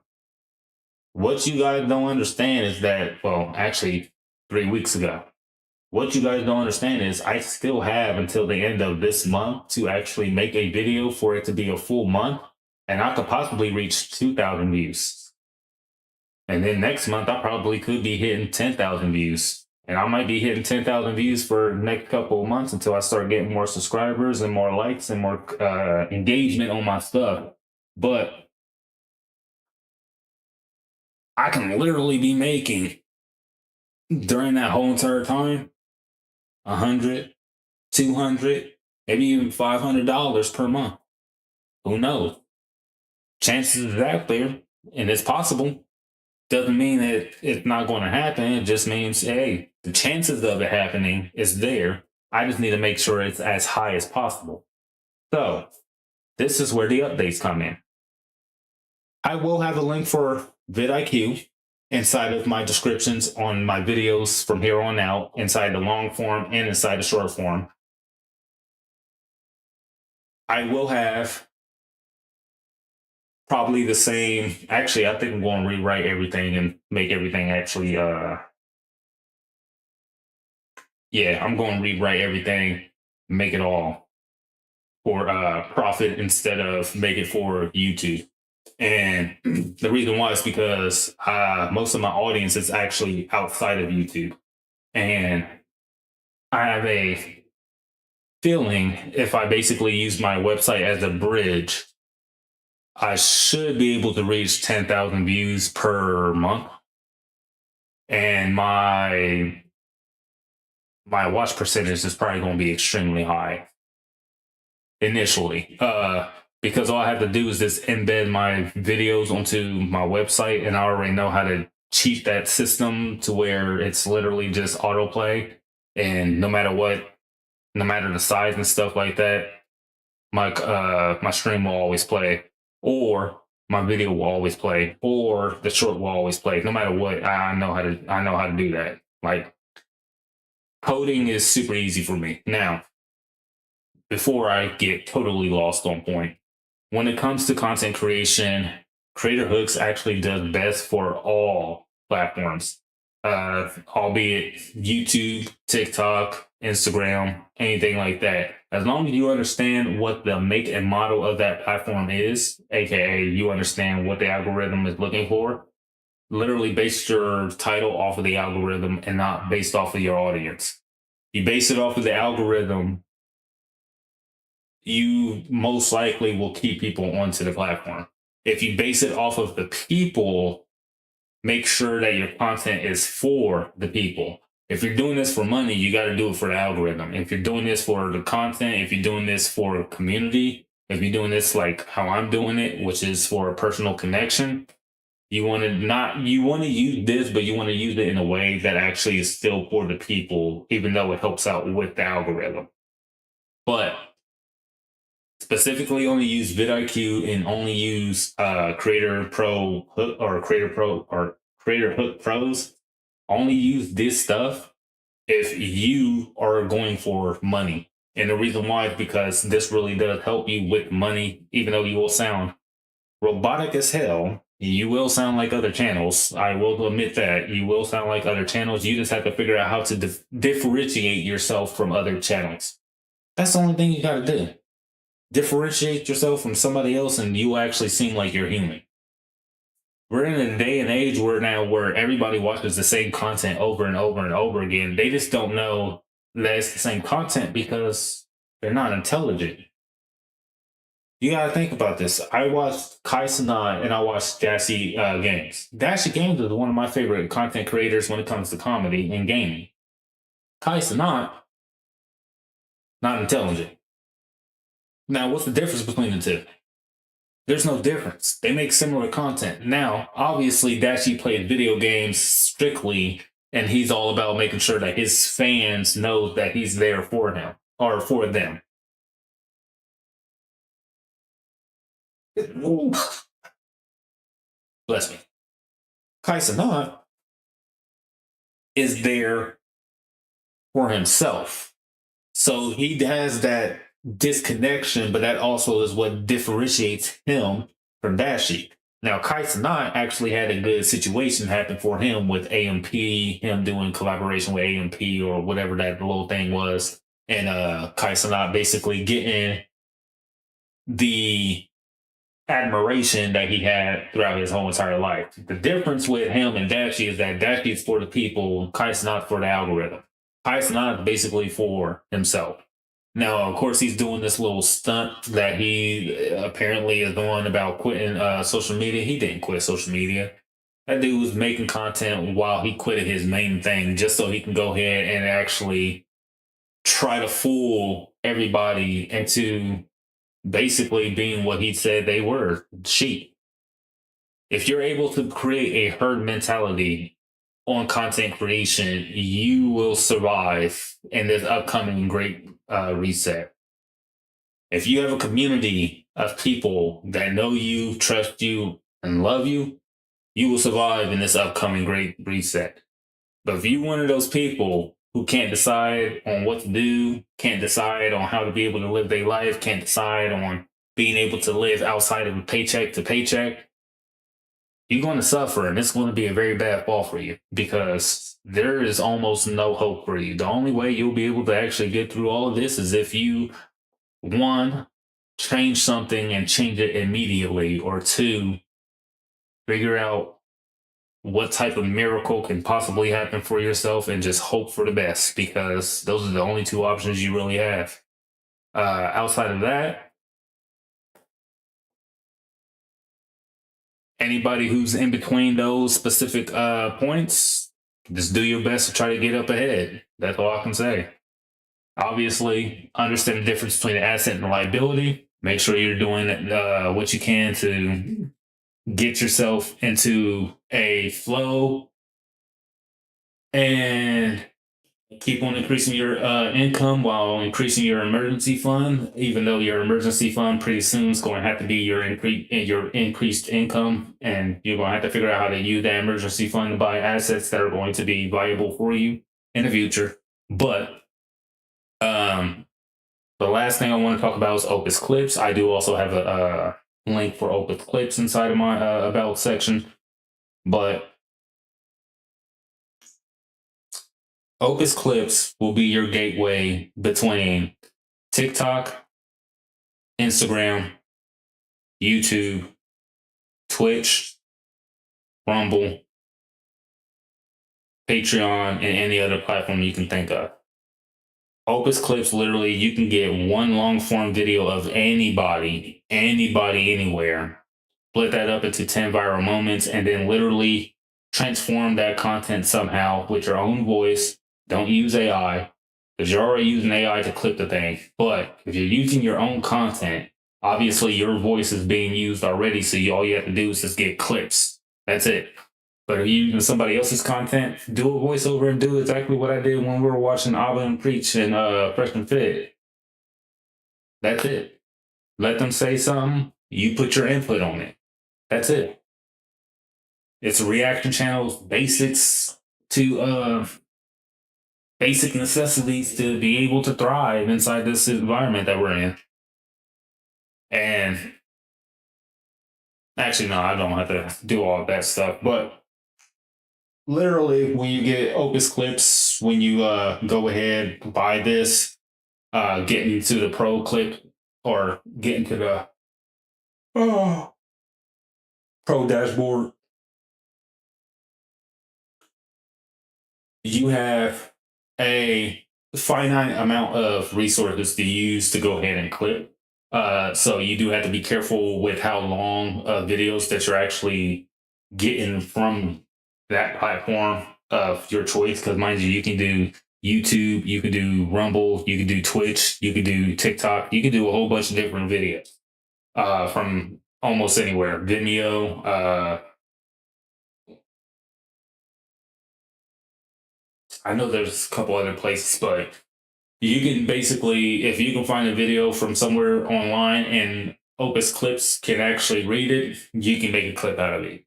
So understand with the process of YouTube Shorts, you do have to have a thumbnail. Yeah, you do have to have a thumbnail attached to the video, and then on the phone you can figure out how to cut it up later on. But as far as I know, you go ahead, get yourself a whole bunch of clips from one long form video. If you live stream, this is the best opportunity to help y'all guys out. If you guys live stream on Twitch and you want to grow your YouTube channel and you use the keywords that I talk about, but obviously you're live streaming, so you can't really focus on making sure that your words that you're saying actually stays put with everything else. All you have to do is make clips of your long form content on Twitch. Put it onto YouTube, put it onto TikTok. Make sure you're doing at least 3 shorts per day on each one, okay? You do 3 shorts per day and you're using targeted keywords, you will grow. Not super fast, but you will grow.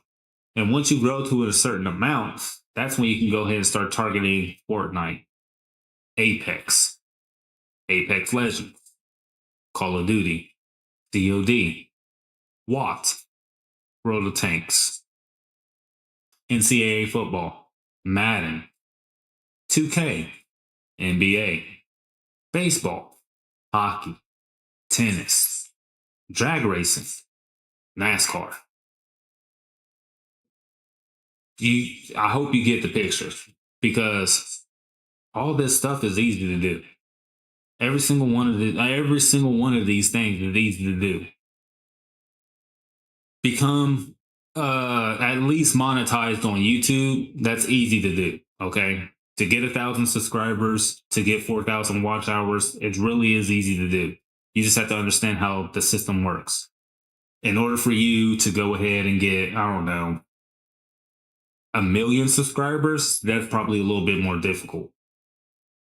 But in order for you to, you know, just get yourself a quick small little 1,000, not that difficult. There's 1,000 people in this world right now that are looking for somebody's content that they can go ahead and just submerge themselves in because they like the style that they created. Plain and simple. The stuff that I'm going to be doing in the future is going to be a lot different than what I'm doing right now. All that content that I'm doing, I've done basically while I was live streaming. Okay? I'm not going to be live streaming every single day. I'm actually going to create content, basically do a voiceover over it with something that I know is going to basically push my content out and force everybody to like the content, especially what I'm speaking instead of what I'm actually showing. Because I have something hopefully coming in this weekend, like I said at the beginning of the stream. I have something coming in, and it's basically going to help me be able to hook my other game systems up to the PC and then be able to keep the PC connected to the monitor.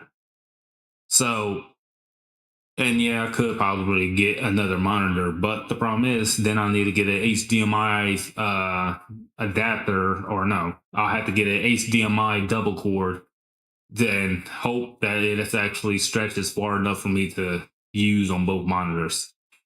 So, you know, it's really going to be a fun situation for me because I have infinite amounts of potential for growth.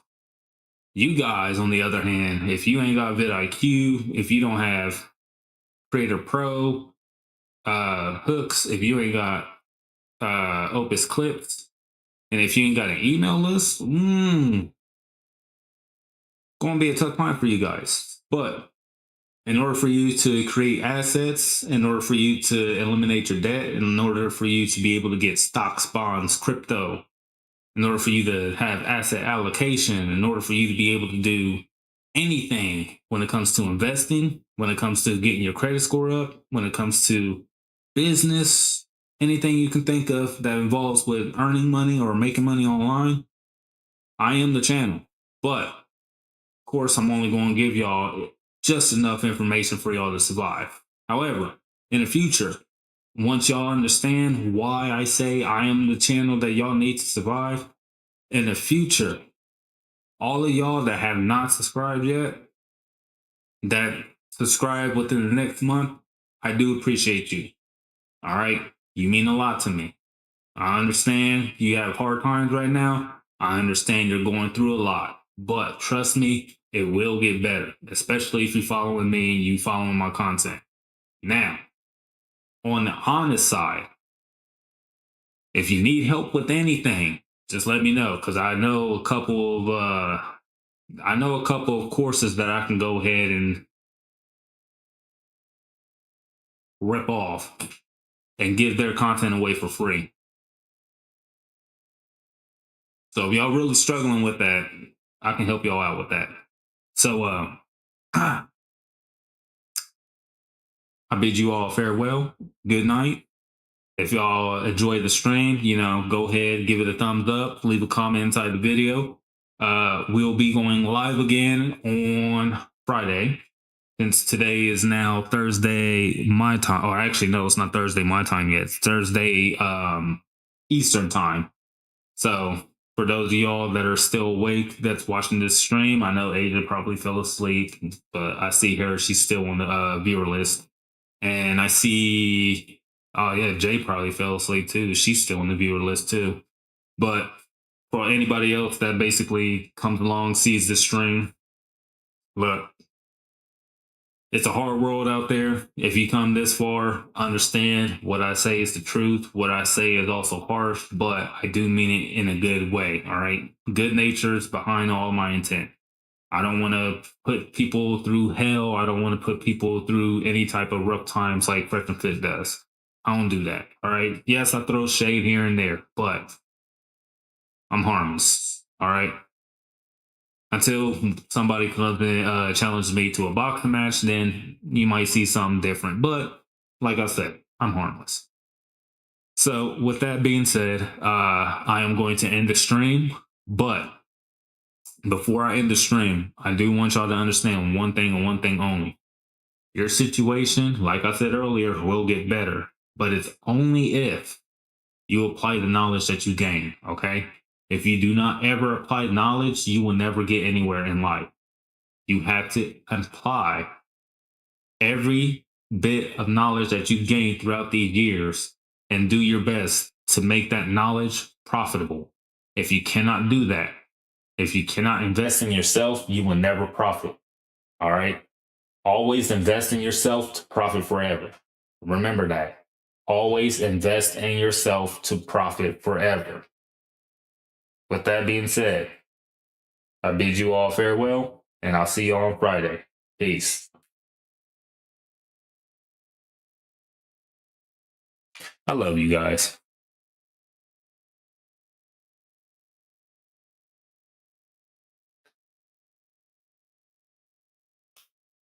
That's a done deal.